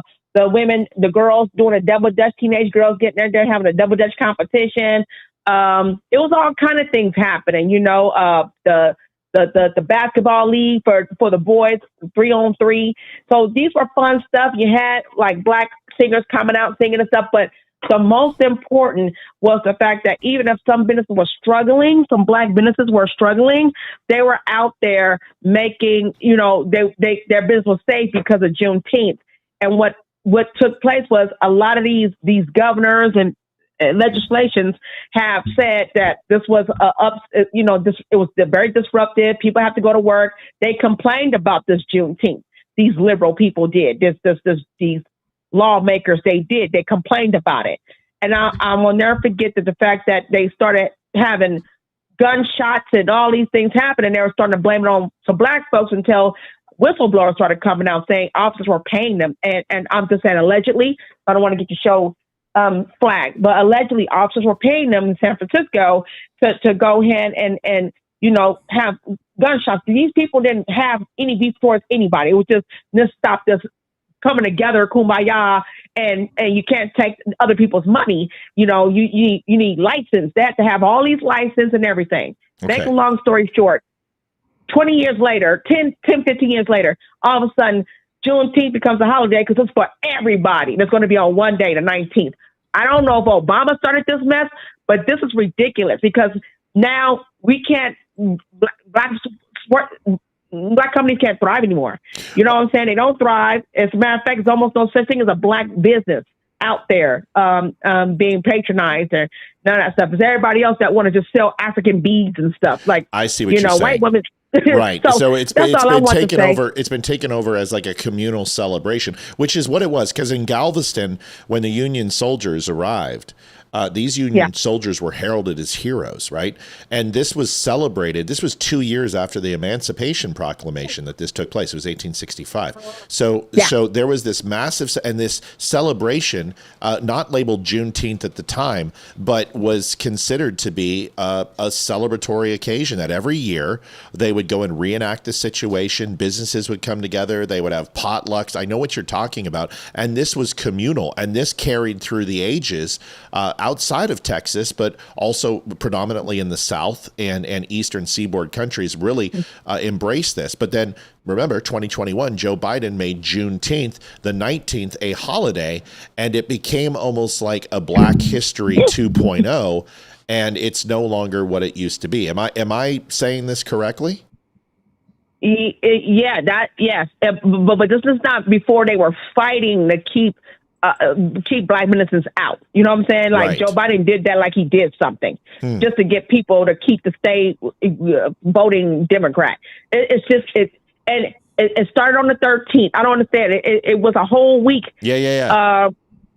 And you had all old school singers come out and sing and all that stuff. But I'm just saying, you're correct. You are so correct. The communal thing.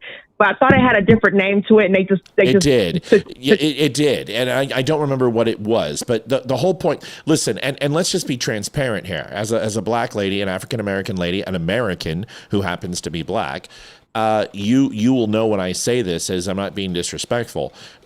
To name it Juneteenth it's nonsensical. It doesn't make any sense. Right.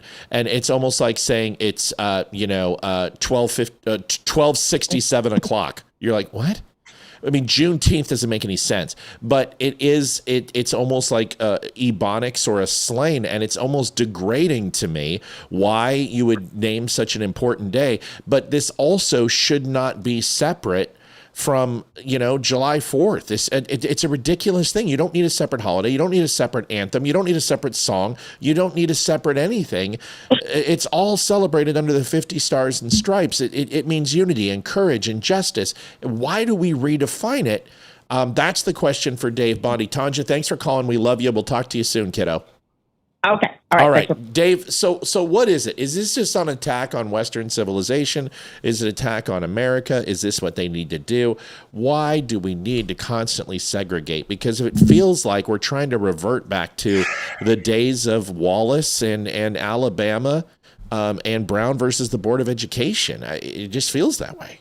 I don't know. I bring up the incident over the last couple of days, Major League Baseball, Pride events, the San Francisco Giant players putting the Bible verses. Why can't we just go and watch a baseball game and enjoy it? Why does everything have to be political at some point? I got in an argument with a Michigan lawmaker at one point. I went to a baseball game. I said, I don't care about this night or that night. I care about the Detroit Tigers winning. That's what I care about. And when I was a kid, I was at the game and I didn't know if the person high-fiving me next to me was a Democrat or a Republican or an independent. I didn't care. I care that my team hit a home run. Why does it all have to be divided amongst everything? I want to get away from it. Me too. Loretta Lewis, $10. Thank you, Loretta. Here is two videos back to back. Listen, I'm here for you. I back you up, man. Major League Baseball now, we've been covering this last 2 nights. Now a DOJ investigation is now here. No, I want you to bring it up because the both things you talked about segue beautifully. Major League Baseball announces a Department of Justice investigation. I gave you guys a scoop about 48 hours ago that the DOJ was looking into this. A little birdie came and talked to me. Here it is officially, so you guys can be caught up. This is what Dave's talking about. We'll come back, and then we'll also watch a video on Juneteenth just to kind of put it all together. Here it is. Ball caps have become a big controversy. The Department of Justice now investigating Major League Baseball for potential religious discrimination. The league recently warned several San Francisco Giants players against expressing their Christian faith after they wrote Bible verses on their Pride Night caps. In a letter to Commissioner Rob Manfred, the Department's Civil Rights Division writes, quote, "The Trump administration is committed to combating religious discrimination. I have referred this matter to the Equal Employment Opportunity Commission for further investigation." Some athletes ripping the league. This is what we're worried about right here. Here we go. Major League Baseball players wearing a hat with a Bible verse on it. That's what we worry about in a $1 billion industry. I know. Major League Baseball, you can suck it. So like it would be similar to saying everybody should have to wear a cross on their jersey, but I would never expect that with my teammates that don't believe the same thing. At the end of the day, Good point. I think I would literally just feel like, why is this in sport? Outkick's Clay Travis with this. MLB has a real mess here. It's not 2020 anymore. Clay Travis has such a great way. Here is another video on top of it. We're just going to back to back and hit these. We're hitting our stride here.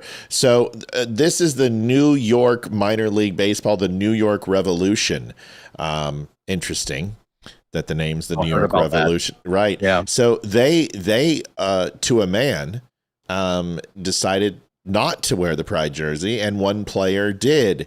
And this is just so reminiscent of Colin Kaepernick and kneeling. And just listen quickly. We'll watch this. I just want to say one thing to my lesbian, gay, bisexual, transgender partners out there. You won. Take yes for an answer. Shut up. Shut up. It took you 25 years to do what black people didn't do in 400.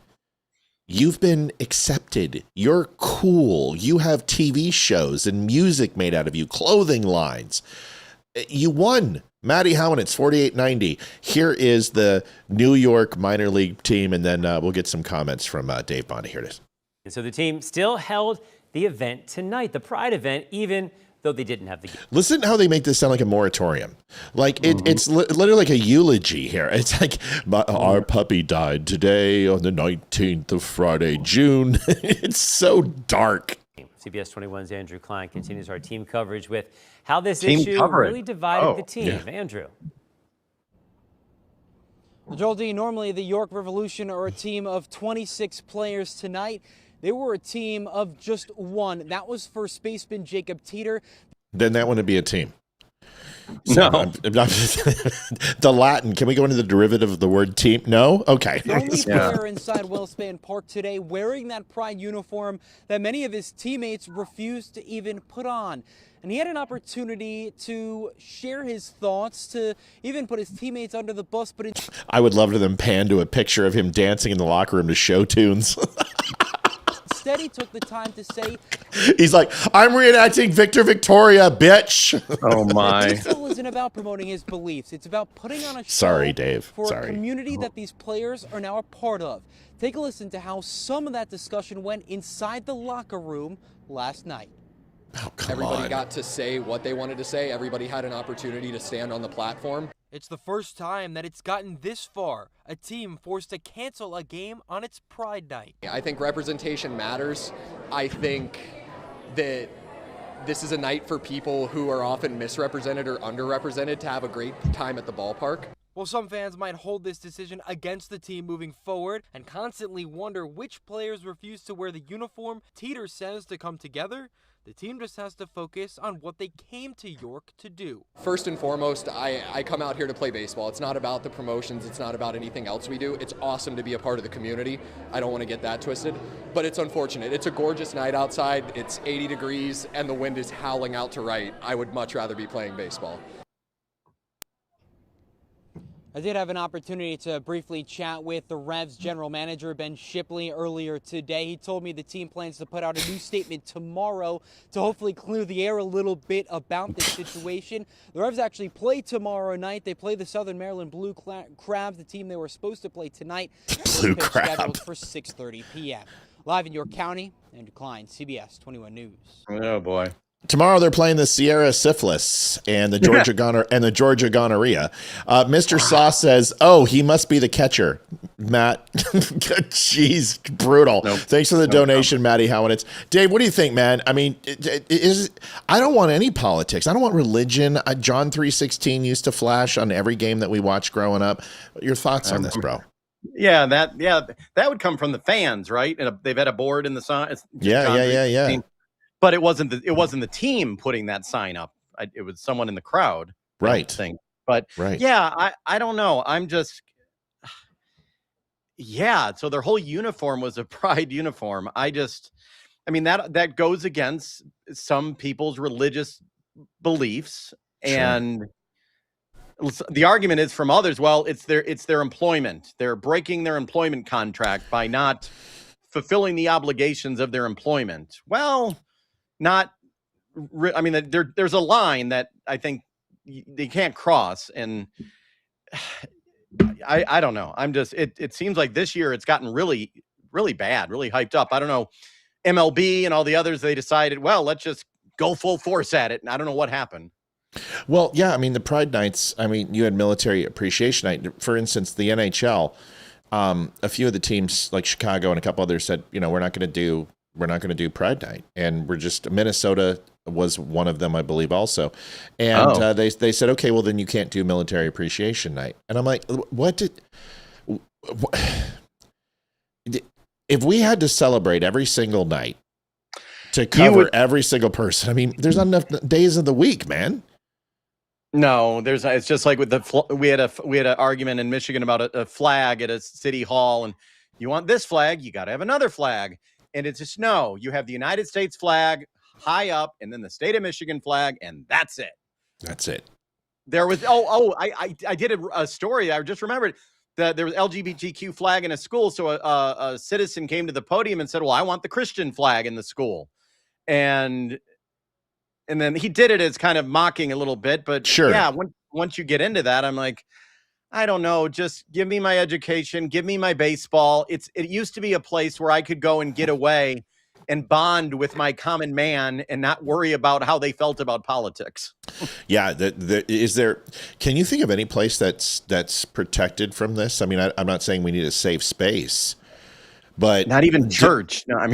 Church is not. No, church. I mean, gosh, the sermon they gave the last time I was there was like pro Syria, pro Iran, pro Iraq, pro Yemen, and I'm like, can we talk about the Jews, since Jesus, I heard, was a Jew?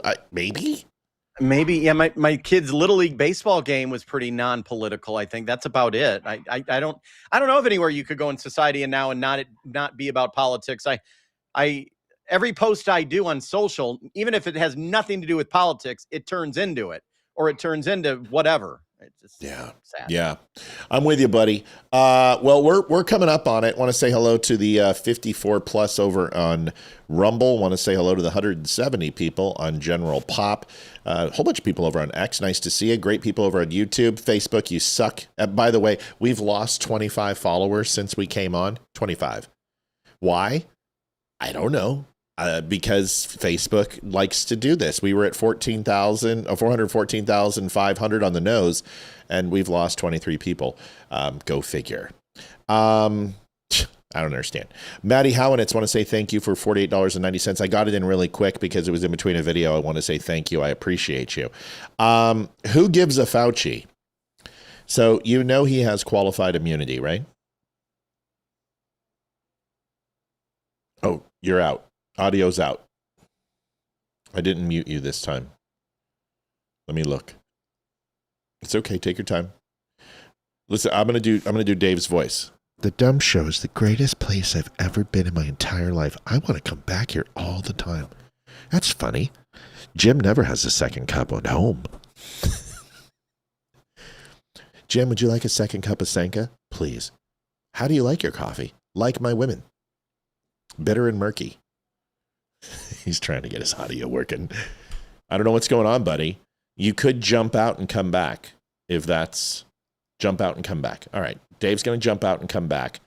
We're going to see if it's working. Dude, he's such a good dude. Dave Bondy. You guys go over to davebondy.substack.com. I think it's pennies on the dollar, but you get breaking news. It is from Michigan. And you might go, well, I don't live in Michigan, so it doesn't mean anything to me. No, because he has a national perspective on things. And most of the stuff that he does correlates into national news. Dave Bondy, are we hot? I'm back. Testing 1, 2, 3. Yep, you're good. So okay, go over to davebondy.substack.com. Yes, it's Michigan. Yes, it's focused on local news. But just like this show's based in Virginia, we cover a lot of Virginia news, a lot of California, New York, Texas, and Florida. But that's because those are our heavy markets. But it's not necessarily the news itself that you should be concerned about. It's the perspective. It's the way Dave analyzes things. He has a very keen sense of observation. He's level-headed. I know he's like, I'm not pretending like he's not in the room right now, but I'm going to talk about him anyway.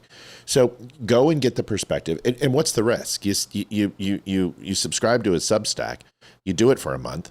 If you love it, great. But you can go subscribe for free. Go over there. And then if you feel like you do this show, hey, Dave's rewarded. He's rewarding me with stuff. He's giving me information that I don't have. That's worth something. I'm going to go ahead and subscribe and give him a little stipend for his trouble. Listen, it's not that hard. Remember this. You watch this show 2 hours a night, 5 times a week. That's 40 hours. What's 40 hours of your work week like? How much is that worth to you to work for a week? Same thing goes for Dave and I. We don't get paid for this. So your help means the world. So if you were going to donate tonight and you're going to say, you know what, I'm going to give Matt $25. I'm going to give Matt $20. Maybe make it $18 and then go over and give a couple bucks to Dave and go read his stuff. You should. But don't give him too much. You know, we got to hit No. Yeah, that's right. Matt, did Matt H's donation change your show total? It did. It's at 145 flat.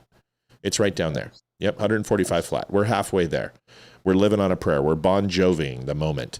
Goal is up at 30 minutes and 57 seconds. I'm going to change that to 20 minutes to hit goal. And then we're going to go ahead and have Dave take us home on this, and we'll go from there. Who gives a Fauci? So he has qualified immunity since he was pardoned. And not only, which is interesting, Biden pardoned him from 2016 all the way till the future. I forgot about that. Yeah. So here it is. And then I want to get your thoughts on this. Don't pull any punches. They will throttle us the moment we talk about the vid or the jab, and I don't really care. So here's the video of Fauci. I want to get your take on this. Here it is. To where COVID really came from. Well, I was just going through these documents, and they include intelligence assessments, internal emails, whistleblower. Wait a second. Does it say declassified docs algae Fauci? So the algae inside the reflection pond is causing. I don't understand. I think somebody forgot to put alleges. So. Really came from. Well, I was just going through these documents, and they include intelligence assessments, internal emails, whistleblower allegations, and grant documents tied to COVID research in China. Now, Gabbard says the records show U.S. taxpayer dollars funded COVID research involving scientists at the Wuhan lab, which is a key focus of the lab leak debate for years.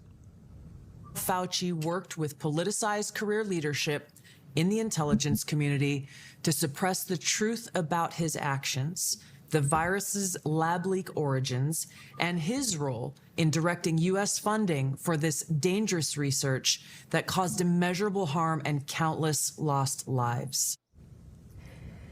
The documents also show government officials and intelligence analysts were seriously examining the possibility of a lab accident much earlier than many Americans realized. One 2020 government assessment concluded the conditions for an accident. Wait a second. You're telling me that something didn't spontaneously combust and create a world-ending virus in a wet market that happens over 40 different countries, including India and Bangladesh and All of a sudden, this bat decided to go ahead and get it. Why did a bat get something that hadn't transferred from a human to an animal ever, or vice versa? I don't know, and I guess we shouldn't ask that question, but a lab leak? Nah, never. Release existed in Wuhan before the start of the pandemic. Now, the release also includes whistleblower allegations that intelligence analysts who supported the lab leak theory faced career consequences. Now, one of the most explosive claims out of these documents is that Fauci allegedly lied under oath during his 2024 congressional testimony. The accusation being circulated that I influenced these scientists to change their minds by bribing them with millions of dollars in grant money is absolutely false and simply preposterous. And Fox has reached out to Fauci through the Georgetown Global Health Institute. We are still waiting for comment, Martha. Brooke, thank you. Yeah, you're going to be waiting for, you might want to grab a Snickers bar. You might want to sleep at a Holiday Inn Express, because you ain't going to get a comment on that. Listen, even at the sign of impropriety, when you have as many people who died, the millions of people who died, and listen, we understand the classifications were incredibly vast, and let's just say liberally applied to the deaths. Oh, the guy died in a motorcycle accident. Oh, and he tested for COVID. Oh, that's COVID. So we know, but listen, this killed a lot of people, and so does influenza. Deborah Boggs donated $17.76. Thanks, Dave, for being here. God bless all dads on Father's Day. Yeah, it is Father's Day. Let's hit that donation. I need to go out and have a steak dinner. Yeah. Does this matter? Every day we hear more and more of the corrupt BS. Fauci has qualified immunity. He's never going to be held accountable. Nothing's going to happen. Is that right? Is this where we are now as a society, that we just have to realize that there's two separate classes? There's us and then there's them, and we're not a part of the party. It's true, and it makes me think we, and many people were banned and lost their social media for everything that is now out there. I think we knew, and there are still people in the dark. And that story, that was Fox News that you played. I wonder how much airtime they gave it on ABC or NBC. Probably not much. No. And that's the thing my wife always says, that, and her parents aren't watching now, but her parents are very much to the left, and they're glued to CNN. And her point is, yes, this is getting out there now, but is everyone really seeing it? Are they really knowing? But then again, people aren't watching the media much, but it's just good it is coming out now. Fauci is never going to be held accountable. He won't be. But at least I think that the truth is coming out, the truth that we knew at the time. And the trust is never going to be there. The trust was lost, at least for me and millions of others. You know, he ran on clearing the swamp. He ran on bringing justice. I don't know what's going on over at Facebook. Facebook is just deciding to keep taking viewers. I don't know what's going on. They don't like me. They don't like me either, dude. And we said the big bad C word, and we said that earlier in the show. And it's amazing. Facebook, I watch the algorithm, and like I have a relationship with the algorithm. And there's a punching bag I have down in my gym downstairs, and it's named the algorithm for a reason. It's not a joke. It's a science to it, and it's sad that I can't just say what I want. And some people say I'm giving in. But if I could get myself taken down in a matter of minutes or an hour, if I say, I do what I do to try to reach as many people and then funnel them over to other platforms. It's sad. It's really sad. It is sad. I mean, free speech is, listen, they're like, well, listen, it's our platform. You signed the terms and conditions. Yeah. Okay. Yeah. Yes, we did. But you're also literally the village pulpit. Print media, digital media, it's not what it used to be. Social media is where people get their news now. And I'm sorry, but when you go ahead and you put the genital cuff on speech and don't allow people, or throttle some people and then boost others, you're controlling the narrative. That makes you a content creator, not a publisher. and they're breaking their own. Once again, the law that will never be upheld. Zuckerberg will never be upheld. Bezos will never be upheld. None of these people will ever be held to account because, once again, there's another class, and then there's us, and we're the blue collar. We have to do our job and do the white collar, blue collar, metal coffin gig, and if we don't, they'll call you a domestic terrorist. Yeah, exactly. Yeah. Fighting the good fight every day. Yeah. Let's just make this the last one for you. Let you get out of here. I know your family's out of town. I know you also need to stay on top of the news. Well, I got 2 kids. They're alone running around upstairs. I don't know what they're doing. Yeah, well, they're getting in trouble, and an hour and 45 minutes is long enough. I want to hit on just this one, and its data centers are insane. Now, we're in Virginia, and data centers are a huge thing here. I mean, driving through Ashburn, Virginia used to be just beautiful greenery and trees, and then small little pockets of beauty, and now it is all Home Depot-sized data centers that literally make 180 decibels of noise. And if you don't know what 180 decibels is, a shotgun. Is it constant? Yeah. Wow. Have you heard cicada? Or you're in Michigan, you have cicada pop out. Yeah, data center issue. It's a big deal, huge in Michigan. They're trying to come in big time here, and I have different thoughts about that. But yeah, essentially, well, I want to hear your thoughts. It's like cicada basically mating in your ear. So here it is. Here now, we're nowhere near. I'm in the middle of the sticks, but I'm kind of like they wanted to put in a little convenience store and a little track retail, and people with shotguns and pitchforks showed up and said, if you bring a bulldozer in here, we're safe. But not everywhere in America is. Here is the video on this. It's a few minutes, but it's worth watching. And since it's coming to your theater near you and it's already here, might as well talk about it. Here it is. Imagine living next to this and having to hear this constant ringing. So Hari, we're at your front door. Yeah. And I mean, you look in the distance, and there it is. There it is. It's right there in all its glory. Your new puppy is adorable, Dave. Why, thank you. Yes. Okay. And it's also Dave Bondy. Give people your Facebook tag real quick. It's just Dave Bondy. Just Dave Bondy. Dave Bondy. I'll tag him and later in the show, so you guys have it. But a lot of people are singing your praises. I didn't put all of it in, but that's cool. He is good. I like Dave. He works hard to get out the word. A lot of my fans follow you, especially here in Michigan. We need true news. Hello, Dave. I'm from Michigan as well. A lot of people like you. The data, thank you, everybody. The data centers, and there's several. Now, we need data centers, correct? I mean, the data needs to be stored somewhere. Sure, we do. Right? Yeah. And then I hear arguments from others. Well, I'm against any corporate or taxpayer subsidies going to any of that. That should not be happening, which is happening in several parts of Michigan, actually. But there should be no corporate welfare, corporate subsidies going into it. But having that's shocking how close that is. It looks like just a neighborhood. Oh, it's bad. Like just a couple more into this, and just watch this because it's going to change your perspective. Listen to this a little bit more, and then we'll go from there. Data center, standing tall with its blue walls and massive generators, right next to this Sterling, Virginia neighborhood. What did you think when they first turned it on? Well, we were told in the beginning that it's just they test the generators to make sure they're working in case of an emergency. That is what we were told in the beginning.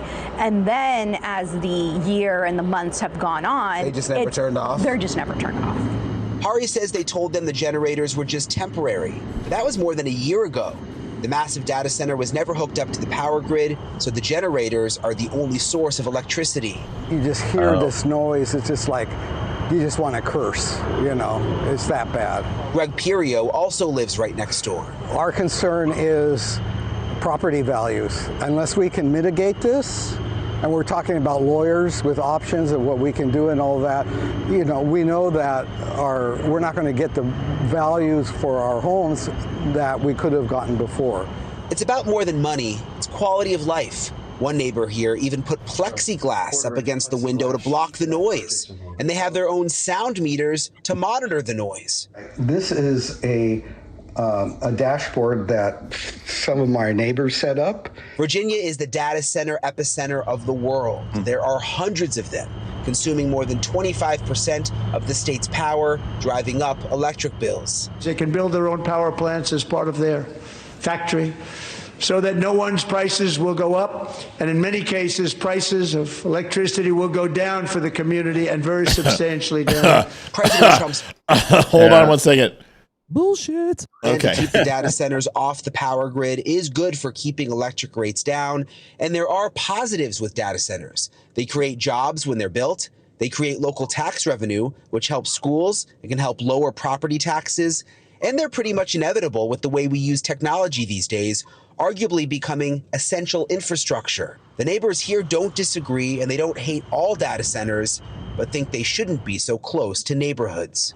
What would you say to people in other parts of the country where they hear, oh, a data center's considering coming? Do everything in your power to try to stop it from being built in an area that has any residential properties within, 10 to 15 miles of it. All right, so just a little, we're all the way, we're 40, 50 miles away. Our energy bills went up. Our water bill has gone up. They're using water to cool these things. They're taking water tables all over the country. All over the state. They're taking energy for us. Listen, we need them. We have to have them if you want to be competitive. People are like, why are you dumping money into AI? Well, that's like asking, why are you dumping money into fiber optics or internet or TV antennas or satellites? For the same reason. The communication super highway will essentially run through AI, and that's redistributing information, that's pinging different servers, that's making it faster, that's telecommunications, that's the algorithms, that's the complexity of compression. I mean, all of these things will be running through AI. And then, of course, the generative tissue that AI will create, that you don't have to have an onboard processor and a $40,000 computer to do some of these things that can be done through artificial intelligence. So I use AI. It's beneficial, but so were electrical power lines, and we saw about cancer clusters and what that did. So, Dave, I'm going to let you take the next few minutes, just all you, and then obviously tell people a little bit about your site, who you are, and so we can put a button on this, because it's Father's Day, and we're 140 away from goal. Let's hope we have a savior. Go ahead, Dave. Cool. Father's Day Sunday, right? Sunday? Yeah, but Father's Day weekend. Father's Day. Yeah, every day's Father's Day. I'm milking it. You should, yeah. Yeah, data centers, and we need data centers. And I hear from others, well, if we don't have them, are they all going to go to China? But putting them near homes like that is not acceptable. In Michigan, they're trying to put a lot of them in place of farmland. Get rid of the farmland, put a data center. That's happening a lot here with solar and wind as well. Bulldozing over farmland to do solar, wind, and data centers. Many people are saying, why not put a data center in an industrial part of Flint where a Buick plant, there's nothing there for the past 20 years. Right. And there is no homes around it. Why do they have to take a farmland to do that? And it sounds like in that situation, they were bamboozled. The neighbors weren't told something, it turned out not to be appropriate. I don't know what the answer is, because I know we need data centers, or is the technology going to get better where we will not need massive data centers? Is there going to be better technology to shrink it down? I don't know. Yeah, there's how about we do this? I believe we made the same mistake with Blu-ray and HD DVD. We all were like HD DVD, and we're like, nope, that didn't work. Let's go Blu-ray. And now digital medium is where it's at. I've got 1,000 physical Blu-rays downstairs that basically I can play Frisbee with, because the quality of the audio and video is better. So energy consumption bandwidth is always going to be an issue, right? So we are going to need power, but there is alternatives, and some of the alternatives have been underground data centers, which is an option. China is doing underwater data centers. Cool. A lot of people are putting data centers at elevation where it's cooler at higher altitudes, and then running wires down. So if you have a mountainous range, putting it up near, cooler climates. So there are options. But it comes down to this. Very rarely has the government told me that something that I need is good for me. I can't think of many things. You know, so when I'm told that this is the end all be all, my answer to that question is usually, well, let's wait and see. Let's give this a few years before we jump right into it. I believe discretion is the better part of valor, but discretion is also the better part of bankruptcy. So, you know, we'll see what happens. Dave, tell everyone where they can find you. I want to say, God bless you, man. Happy Father's Day. It's so good to have you here, and give everyone your deets. Yes, best place that I would like everyone to go, davebondy.substack.com. Or if you just, whatever platform you're on, just search my name, Dave, B-O-N-D-Y. There are some fake ones out there, especially on TikTok, but davebondy.substack.com, that's the best. It's 99% of what I put out is absolutely free. And that would, if you want to become a paid subscriber, you can. You don't have to. I know we're in some tough times here, but that's where you can find me. Or just Google my name and I'll pop up anywhere, probably. So I appreciate being here, taking the time. I'm going to have to see you in person at some point. Come down and pay a visit. Yeah, dude, you are so welcome, man. I always enjoy your company. Go to facebook.com/DaveBondy25, by the way. It's 25. And you can go ahead and follow Dave on Facebook. Dude, that invitation is open. We'll take you out to a few bourbon distilleries out here, some wineries, and go do some shooting. And it's a great place. We're right on the border of West Virginia, so we've got rafting and we've got beautiful scenery around here. So Dave, I might take you up on that. Yes. Anytime you want. Bring your family, bring your kids. We would love to have you. Thank you, sir. All right, brother. Talk to you soon. Talk to you soon. All right, everybody. Dave Bondy. Go follow Dave. He is a good friend of the show and one hell of a good dude. Just a very intelligent human being, very well read. The thing I love about Dave more than anything is that he's not afraid to say, I don't know, or maybe I don't have an opinion on that. And that is a rare thing. I fall victim to that once in a while. I seem to have an opinion on everything. But Dave's an easy interview because Dave doesn't make it complicated. He doesn't make it difficult. His opinions are usually fairly, consistent with common sense. And whenever you find a reporter who, truly just wants to uncover the truth, you should embrace that person. I've still got a couple more videos, folks, and I've got a hiccup. I can't do 162.76 on Father's Day. I just can't do that. That's crazy. It's Father's Day. We gotta figure out what's going on. We are 140 past goal, and that's what happens during good interviews. It always happens. Whenever we have it, like Tonto, I think we had, I don't know, $10 at like 8:45. You get into the interview and you go, oh, you know what? I forgot to donate. If you did, don't worry. I don't take it personal, but we've only got about 3 or 4 minutes left, but I do have a couple more videos. So let's do that. And I'll stay with you for a little bit longer. It's a Friday and Olivia's not here tonight, but she is off for the next 3 days and I can't wait to spend time with her. Let's see. Jokes kill black people. Yep. Jokes are bad on the heart. They're bad on the cardiovascular system. They're bad on the psyche. You can't make jokes anymore, folks, because jokes are racist. Here's the video. I felt my heart having palpitations. I felt my chest tighten. I felt personally humiliated as a Black woman, as First Lady Michelle Obama is. And then it took me immediately, Joy, to the data that we have. We literally have data that systemic racism, chronic discrimination, and also public humiliation. We have data that these things increase cardiovascular negative outcomes. And as I sat there experiencing those emotions, I know I'm not alone. I realized this is what happens. This is why so many Black people, and Black women specifically, have poorer cardiovascular outcomes when compared to other ethnic. No, that's not why Black women and Black men have poor cardiovascular systems. No, that's not true at all. There's a multitude of reasons. The first reason is that we are fat in America. We are fat. Now, I am not some spring chicken. Okay.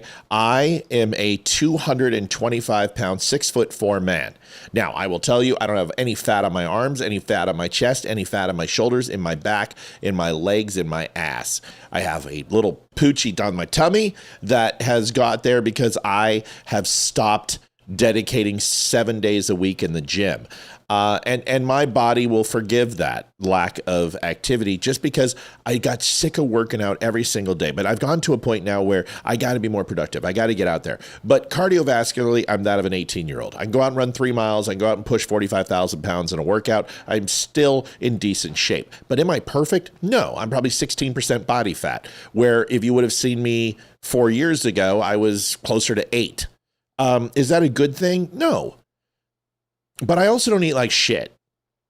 And America is fat. America is morbidly obese. So that doesn't stop because you're black. So there's one. Number two, you live in shitty areas of the country where fast food is the only option to work at. You're low income areas. It is tough to survive in those situations. A lot of people are just trying to get ends meet. So they go with government subsidies and EBT and food stamps. And that does not necessarily buy the best food in America. So you have cardiovascular issues because of that. The third thing is predominantly cardiovascular issues are inherent in African Americans. It is a higher rate of propensity in people in the exact same shape compared to every other demographic. The rest of it, if you are having a heart attack because someone's making fun of you online, then you are going to have a heart attack anyway. And it has nothing to do with your food intake. It's just that you are a sensitive nilly. So to sit here and say that racism makes people more susceptible to cardiovascular disease, that is the stupidest thing I have heard. Stress and anxiety are not good for the heart. Stress and anxiety are not good for anything. Cortisol is not good for your body. Okay? These things. And it's not that cholesterol kills you. You guys, I have 4 eggs every morning with 8 egg whites with almost a half a stick of butter. My cholesterol is so freaking low. My LDLs are fantastic. My good cholesterol. Why? Because I'm eating non-processed shit. I eat avocados. Those are good fats. So it's not cholesterol that kills you. It's all the preservatives. It's the crappy food. It's the yellow dye number 5. It's the high fructose corn syrup that makes your body overall swell. And it makes your fat cells take in water. And then that pushes on your arteries. Then the narrowing of your arteries and your cardiovascular system creates cholesterol buildup and plaque buildup, where ultimately you get a clot and then you die or have a heart attack. It's not the cholesterol that gets you. It's all the other shit you're putting in your body along with the cholesterol that will kill you. So don't give me these stuff about racism or people making jokes is what's causing people to have cardiovascular. And the last thing is, maybe the jab wasn't as good as they said. And the thing is that African Americans, beyond every other demographic, repudiated the jab. In fact, they resisted and rejected it, just like Trump supporters did and conservatives. So to sit here and say that it's all about myocarditis or something like that, once again, it doesn't hold up and it doesn't pass the sniff test. That's the truth. Okay, that's the truth. You don't have to be a rocket scientist to know this. You don't need to be a sociologist. You don't even need to be a cardiologist. You just need to have some basic concepts on what is considered common sense. Excellent interview. I really liked him. He isn't fake. He's very likable. That you, Mr. Matt, for all that you do for us. Thank you, Mr. Matt. Yes, ma'am. Sandra Casey donated $10. Thank you, Sandra. Thank you, Sandra. Love you. Appreciate you. Folks, 172.76. I didn't think this Friday was going to be this difficult for donations. It's a tough night. That's okay. We'll get there. Maybe. I hope TV Green has us backed up and ready to go to another channel. I'm not leaving yet. I'm staying here. We got to hit goal. I can't miss Father's Day. So someone take mercy on this man. Taylor Lorenz wants death of CEOs. This interview was shocking. This was done by Palumbo, his name. I don't know. I've seen him, and he looks like Henry Cavill if he was on an Ozempic diet. He's a little strange looking, but he's got that celebrity type look. I've listened to his stuff. Some of his stuff I agree with, some of I don't. His production value is high end. I really like that. But this interview shocked me. Taylor Lorenz, who I don't know, I'm not a fan of, but man, this chick is crazy. Listen to this. She's like completely calling for the death of CEOs. Listen to this. So I agree with everything you just said, but I did get a very different impression from your post at the time. So on Blue Sky, you posted a, I don't know what that is, a starfish that's happy with balloons, and then the text CEO down, Yeah. and you wrote, woke up to see this spammed in my group chats. You also shared some news about... Sorry. So just to be clear, that's me saying waking up to seeing this meme being shared all over. I'm an internet culture reporter, right? So I share I've shared Nazi content, right? Saying like, hey, this is trending or this is shared. That doesn't mean that's not saying, hell yeah, let's go. You know, listen, I hate these insurance. Okay, so what I like about, I think it's Brad Palumbo. I don't know, or something like that. Who cares? It doesn't matter. Just find him. Just call him eyebrows. Henry Cavill on Ozempic.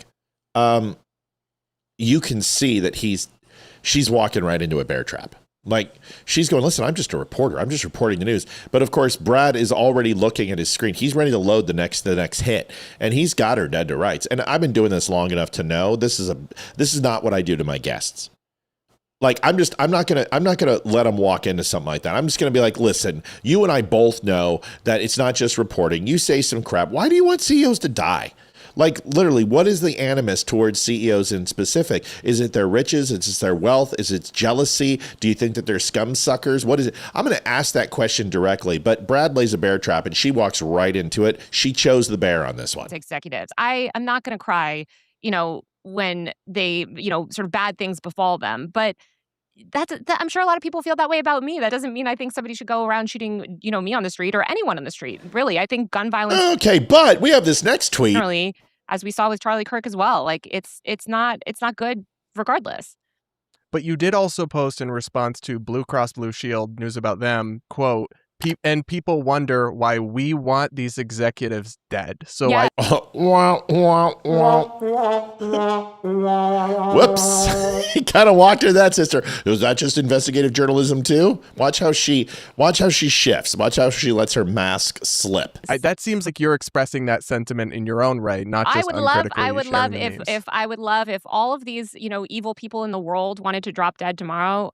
I think, personally, I'm not going to cry about it, but that doesn't mean that I am endorsing gun violence, which I've been always very staunchly against, whether it's the shooting of Charlie Kirk in cold blood on a campus. I think that's incredibly dangerous. I think shooting... Dangerous? Incredibly dangerous. That it's incredibly psychotic, you dumb It's completely anarchy. Political assassinations aren't dangerous. They're completely unnecessary and absolutely fucking psychotic. I'm glad I covered this with Dave off, because Dave would be like, geez, Matt, come on. I mean, she doesn't. She's happy Charlie's dead. She doesn't care. She's just throwing that in there to virtue bag. She's just like, listen, I'm sensitive. Of course I don't want all CEOs to die, but I would love for them all to die. Give me a break. Jeez Louise. So full of sugar. Especially in public, it's just dangerous behavior. It's ridiculous. Like, just dangerous. Luckily, other people aren't hurt, but most of the time in these types of incidents, other people are hurt. There are civilian casualties. And I would say this is another reason we need to have a talk about sort of guns in America as well and access to firearms. But so just to round out this point about the response to the Luigi... How are you going to kill CEOs without guns? Come on! Gioni shooting. You did post immediately after or shortly after the killing of Brian Thompson, an image of the Blue Cross Blue Shield CEO, Kim A. Keck, with her photo and her name. I mean, surely you understand how that could be seen as you saying, get her next. No. No. You don't? No, not at all. Nope, that wasn't it. I was simply sharing for anyone who is doing research on CEOs in America with healthcare industries who deserve to possibly die in a brutal and horrible and public way, that they would know who the person was. It was an information share. I think that is that is Karen Carpenter thin.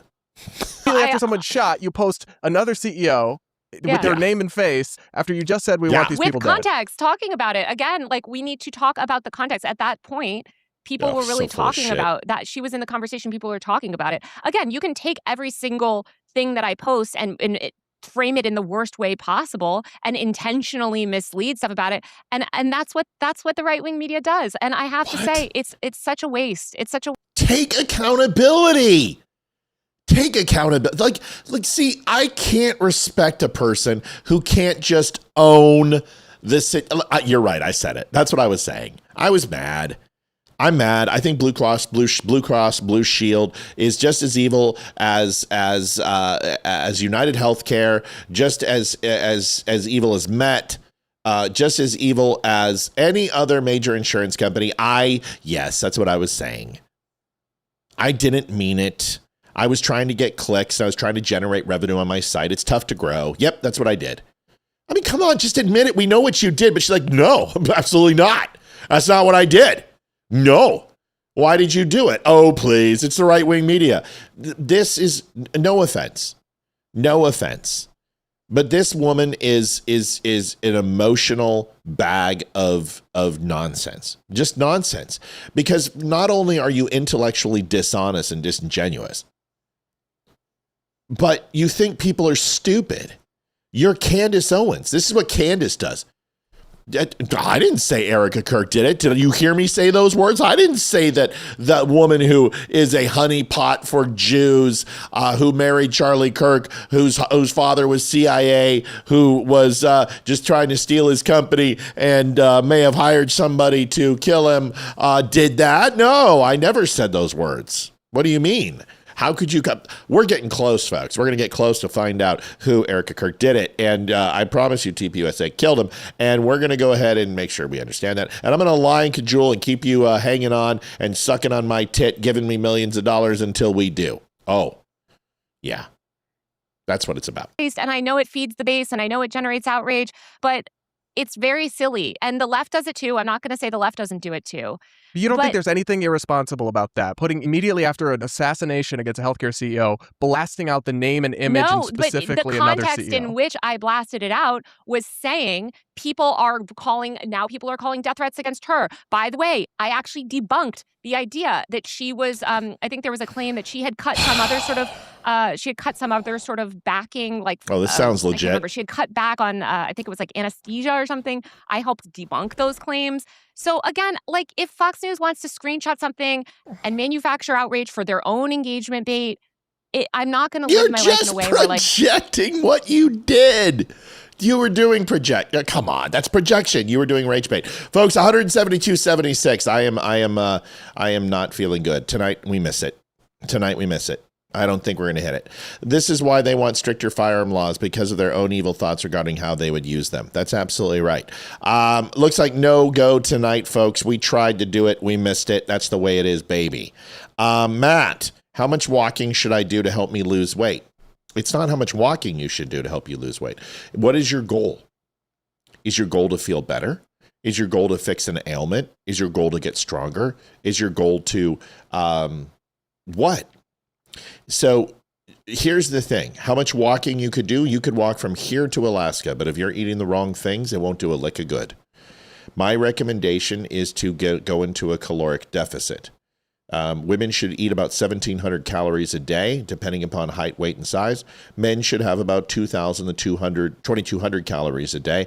That's with very little activity, probably 30 minutes of activity a day. That's getting up and walking. That's getting up and lifting weights, going on a treadmill, going on an elliptical. Everything after that, posthumous from that, is where the real dependency. 51.99. Mel got us close. 224.75. I still don't believe we're going to hit it tonight. Mel, thank you so much. We appreciate you. Love you so much. We're still $75 down. Do we have a hero in the audience? We'll find out. So here's what I would tell you. Go into a caloric deficit. Find out how many calories you're consuming. And more importantly, what are you consuming?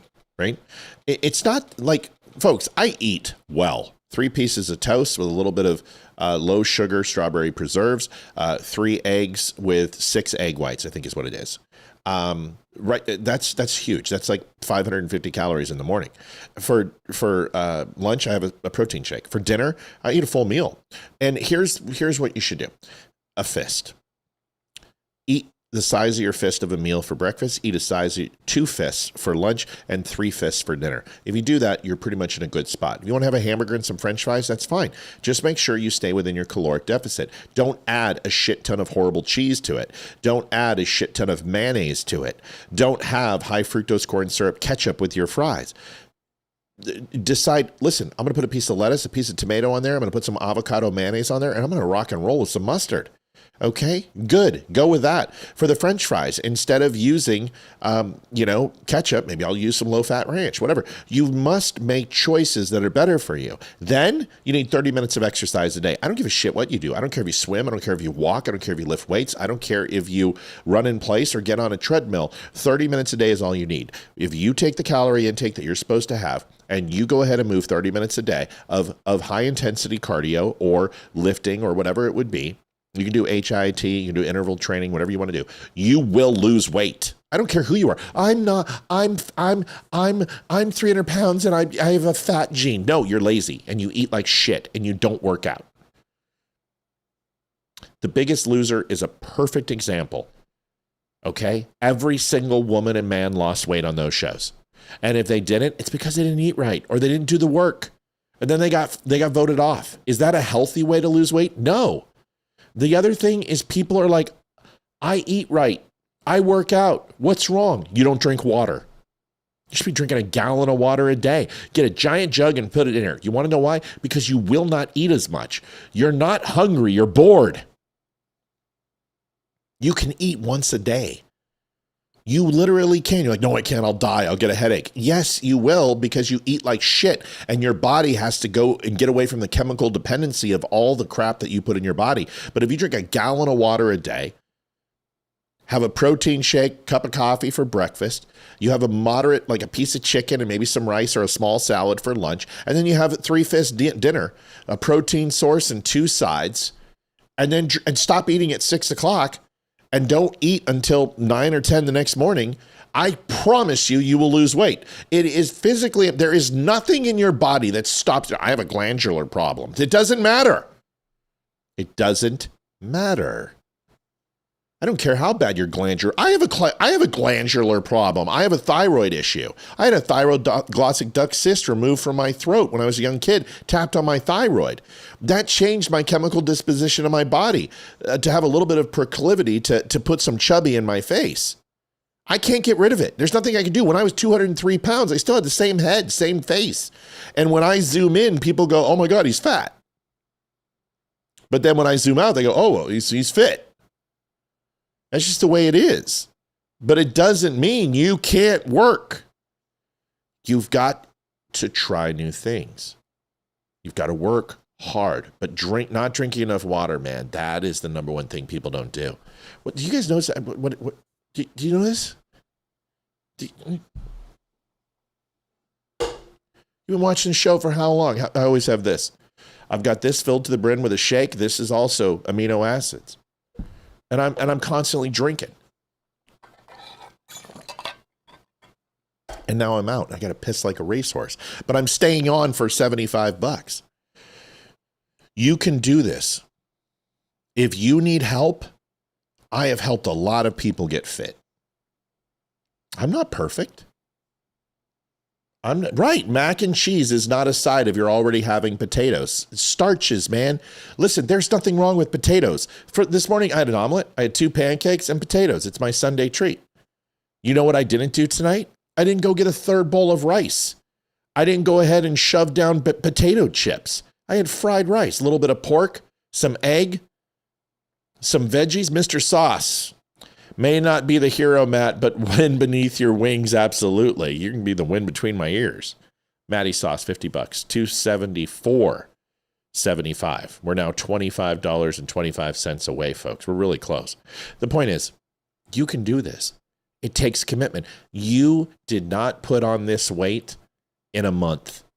You didn't put it on in 6 months. More than likely, you put it on over 10 years, 20 years, 30 years. It's going to take some time to come off. But I promise you this, if you work your ass off for 60 days straight, you go into a caloric deficit, you work 30 minutes a day religiously where you sweat your fucking ass off, In 60 days, you will not recognize yourself. Your waist will be slimmer. Your face will be slimmer. You will be more energetic. You'll be more vibrant. You'll be bouncing. You'll be eating less. Your head will be clear.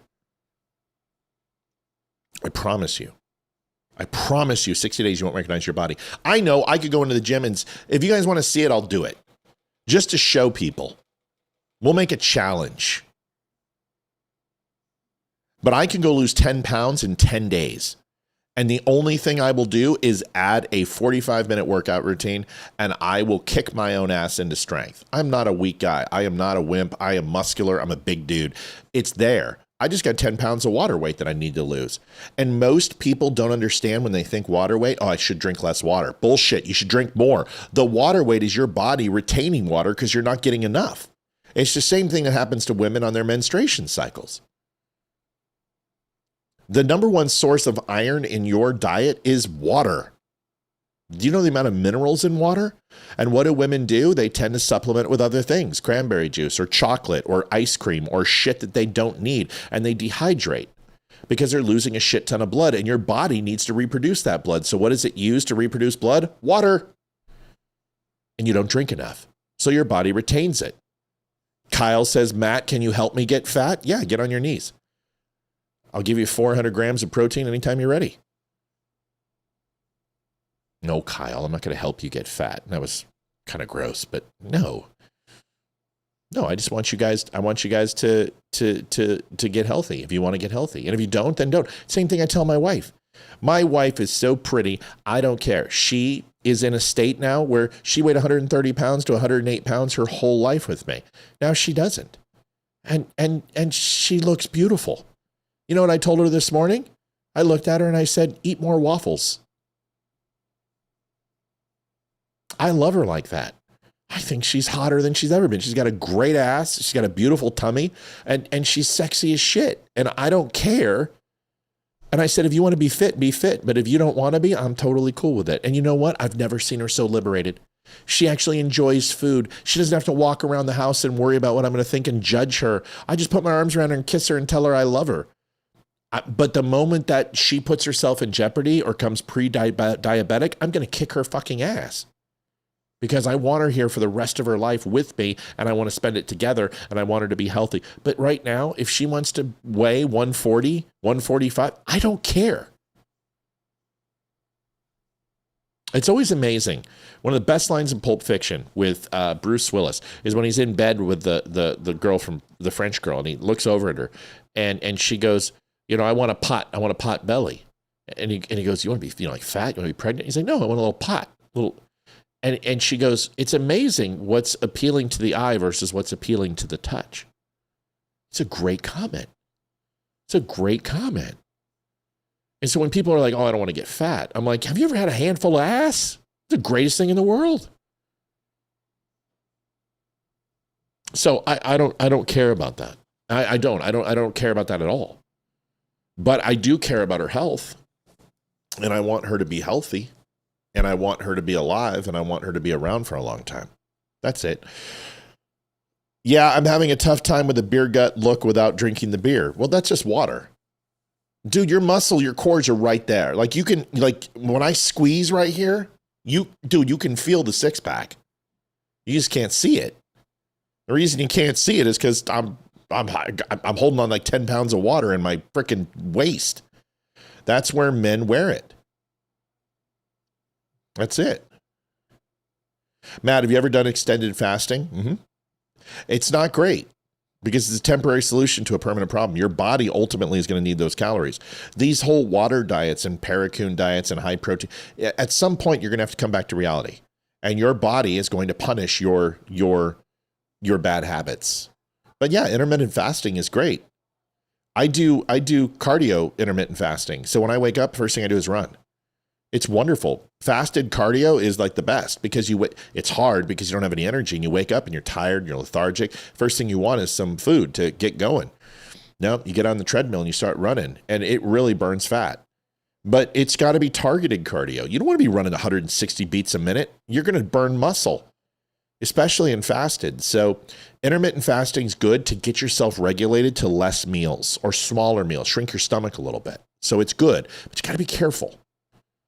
It's not the solution. Starving yourself is not. Every woman I've ever worked with, especially my wife or my daughter, to help them get tone and get fit, is there they don't want to eat. They eat like a bird. I'm like, you're killing your body. Cortisol is the fat creator. You got to eat.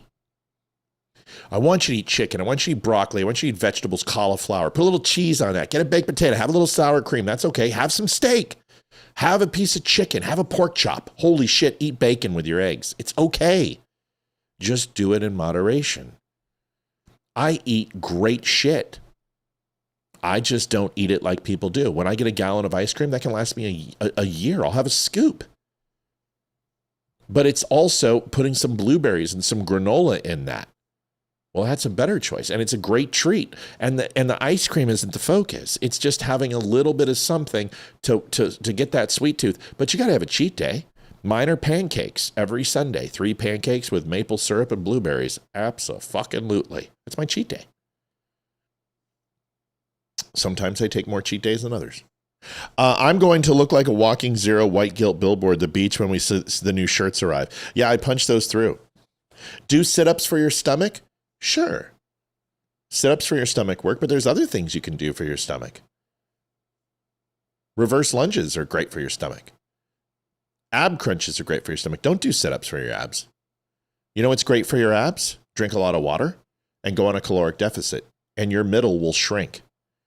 Leg lifts are better for your abs than anything. Laying on your back and doing sit-ups are horrible. Crunches are better. Get yourself a mat, put your elbows down, put your toes down, get your head up, and do a crunch. Do it for 2 minutes. Anything more than 2 minutes is a complete fucking waste of time. 2 minutes. You do 5 sets of planks for 10 minutes. You'll burn every ounce of fat. You got to strengthen your core, but you can't do planks right away. So what you do, 15 seconds. Then do another set in a minute, 15 seconds. Then the next day, do 20 seconds. And eventually, you'll get to 2 minutes. Then I see some people, 5-minute plank. It's doing you no good. A 5-minute plank does you nothing. Put some weight against your body. Go ahead and do a 1-leg plank. Do a fold out and come back in plank. But 5 minutes of plank does nothing for you. Your body it's essentially like doing 1-pound dumbbells. It's just not going to do anything for you at some point. All right, folks, $25. Can we rip the Band-Aid off? We got 3 minutes. I'm putting 3 minutes on the clock. We need $25. I got to go. It's Father's Day. Got to go. Listen, I've got titanium in my L5, L7 too at S1, so I don't want to hear it. I was told I would never squat again.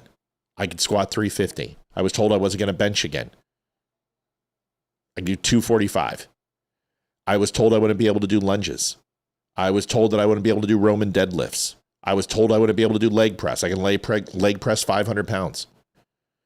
Don't give me any shit about fusion. Fuck that. It's in your head. Start slow. It hurts. Yes.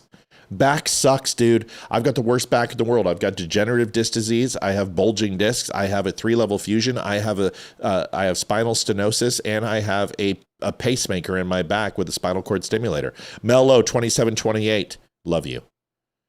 Pierogies and snow, baby. You're amazing, Mel. I don't want to hear anything about bad back. It sucks. One day at a time. One day at a time. Grab yourself a 20-pound rubber band, start right here on your nose, pull straight down, and spread out. Keep your back straight up and your shoulders back the entire time. Do 20 of those a day. Your back will grow. If you can't even do that, take your belly button, lay down flat, biofeedback, in a room, on a bed, completely flat. Close your eyes, take your belly button, and drag it up your chest, not physically. And imagine your belly button going all the way around your head, all the way back down to the center of your back. And what's that going to do? It's called biofeedback. There are a group of muscles. You have large muscles in your lats on your back. Supports your spine. But even more important, there is very small muscles going down and up and down your spine. Those small muscles are not fireable. You can't engage them with a workout until you make the muscle memory connection. So you do that in physical therapy. Take that belly button, bring it all the way around your head and drop it down your back, and you rinse and repeat every night. And after a while, that mental connection will start and your core will start engaging, and those lower back muscles will grow. And that will then separate your spine, and the stenosis and the contraction that's taking place in your spine. Your core will get strong, and then you can start doing leg lifts. Then you can do rubber band pulls. Then you can do weighted sleds. Then you can do all the things you want to do to help your core. But until you do that and make that connection that has been disconnected from your surgeries and that back pain where you have turned it off and your brain has cut it off, until you make that connection again, you will never get your core strong. The last thing about that is that those muscles may be dormant, and that atrophy that's taken place inside your muscle systems could be because you're low testosterone. Go get your guys, and women, go get your blood checked and have them check for estrogen and testosterone and free testosterone in your body. And if you've gotten it checked and you are in a deficit in either one, get absolutely HRT, hormone replacement therapy, for sure. Get yourself estrogen, get yourself can't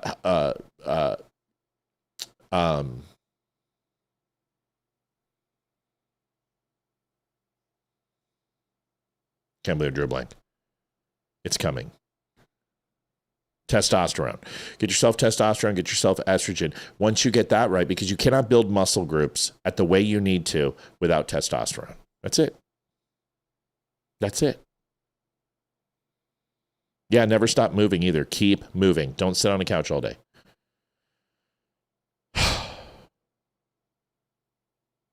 Yeah, extended fasting has long-term metabolic and neurological benefits. Just curious if you've ever done it for health. Sure have. Absolutely. Yep.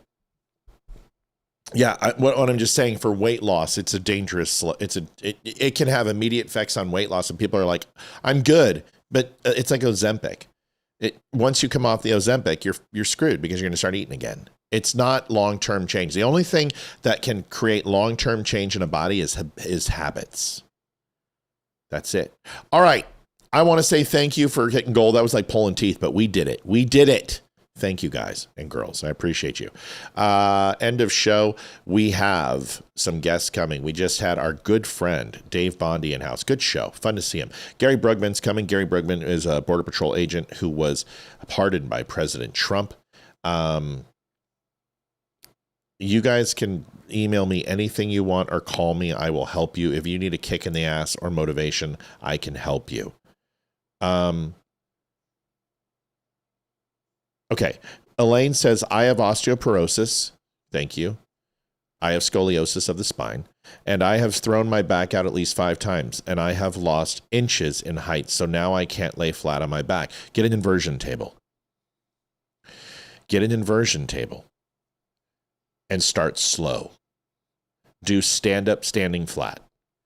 Then do 7 degrees, stand up flat.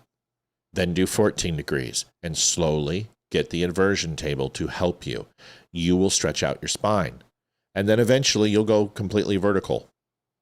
And you will stretch out your spine enough. Don't worry, it can happen. I understand all the things you're facing.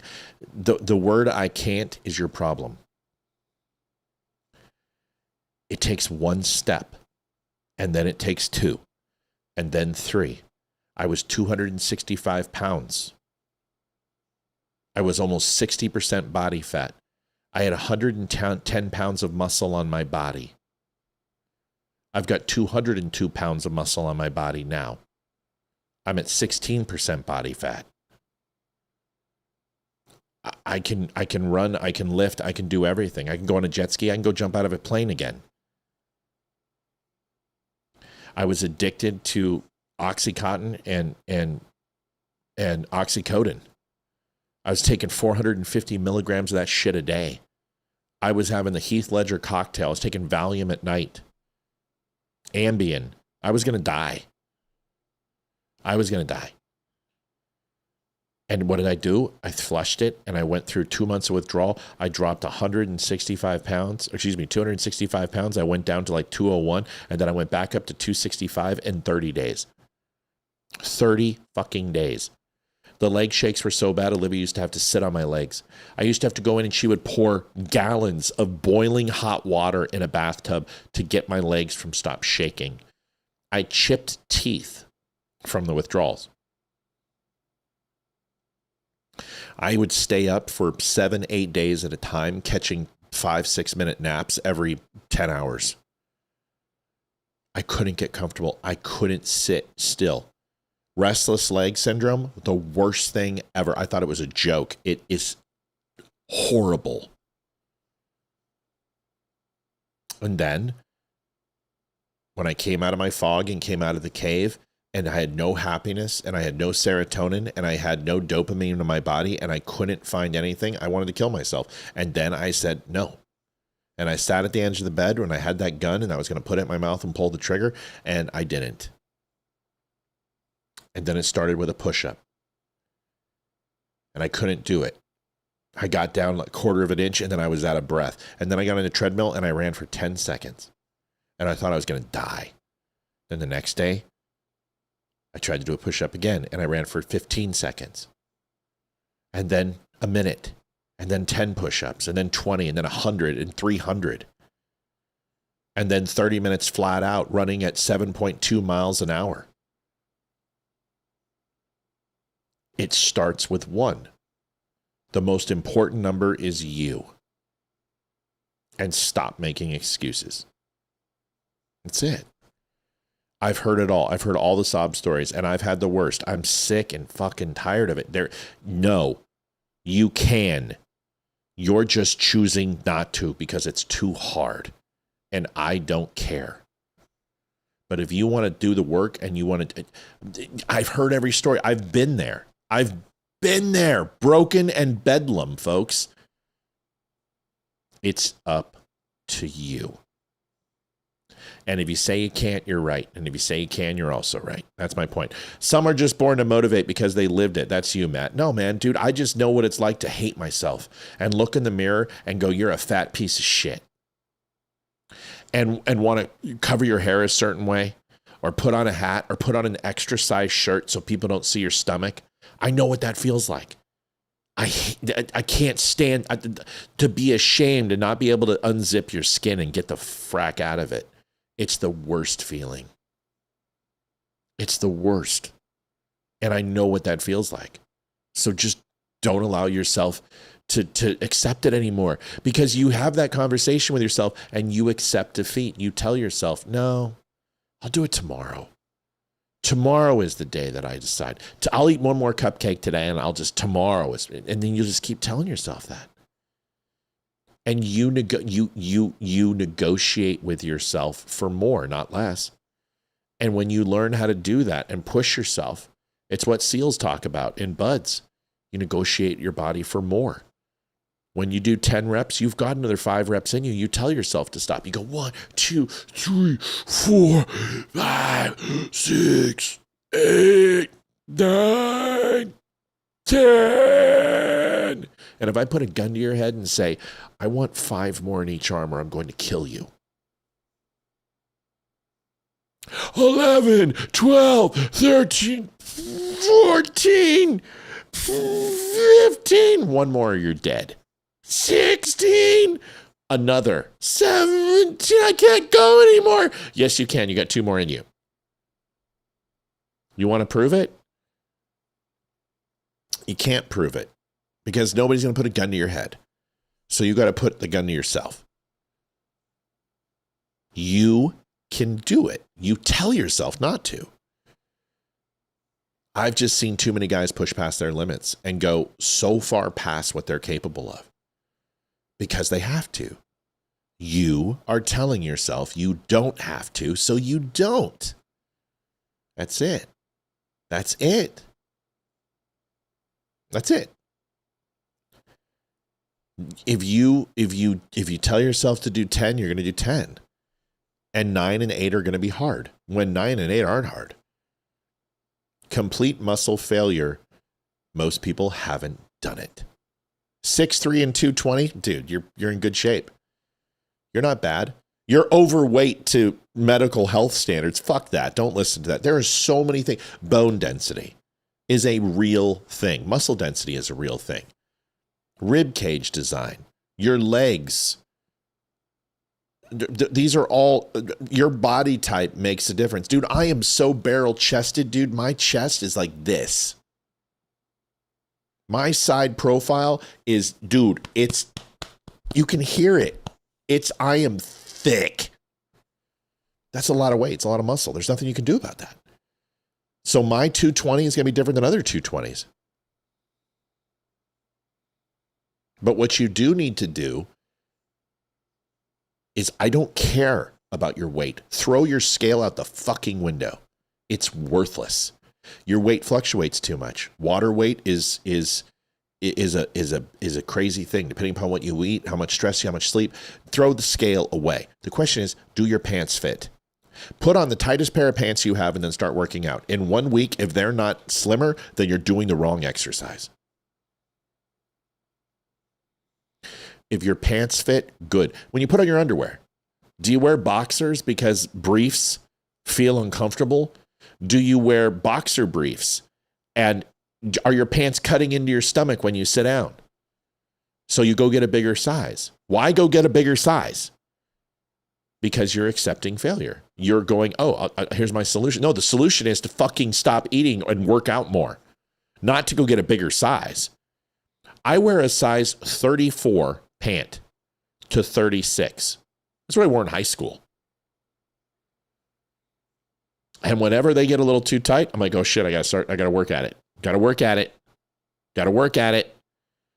The answer is not go buy something bigger. The answer is work harder. That's it. That's all I got. I love you guys. 100 likes, we got it. 155 people watching. People over on Rumble. Tammy, send us off. We're going to go and raid a channel. I don't know which channel we're going to go raid.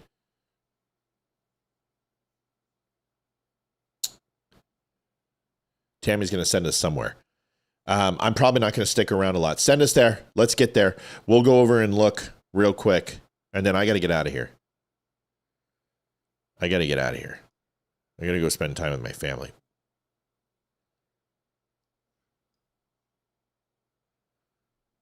All right. We're going to Common Censored.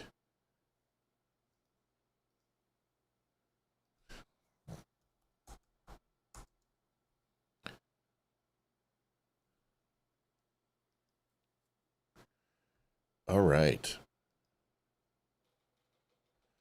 We're going to go in here.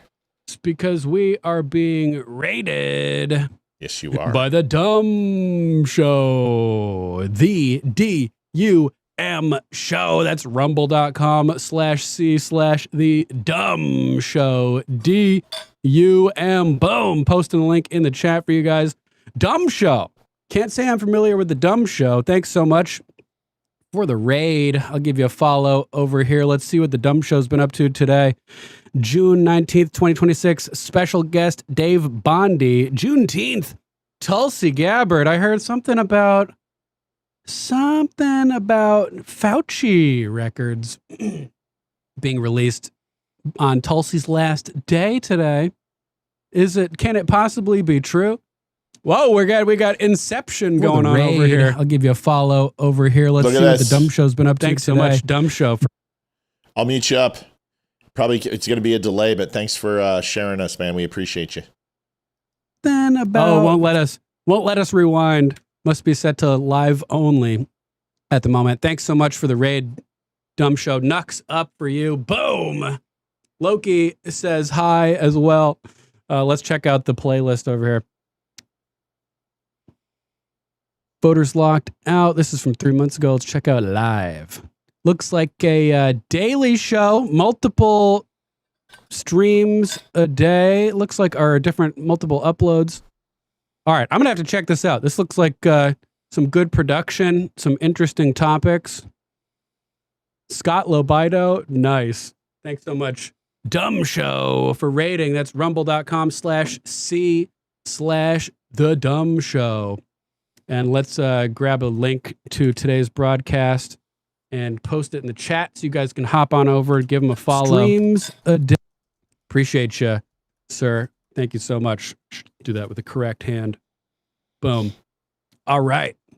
Thanks again to The Dumb Show. Let's move on to the next one. How about this? This Chinese girl uses makeup to transform into. All right, that's why we do it, she folks. wants. You can Is go over to Rumble. At- we try to share to just about everybody. And Tammy does a great job of helping us out. I want to say thank you, everybody, for a great week. It's been great to see you. We love you. We appreciate you. We're out of here. Have a happy Father's Day. And that's pretty much it. Thank you so much for watching the show. We'll see you on Monday. God bless and have a great weekend. Good night. Adjusting transmitter output. This is the Don't Unfriend Me Show with your hosts, Matt, Leroy, Amy, and Olivia. Geopolitics, military analysis, and election coverage. Coming to you live on all major social media channels at The Dumb Show. Honest, direct, unfiltered. We can agree, we can disagree. Just don't unfriend me.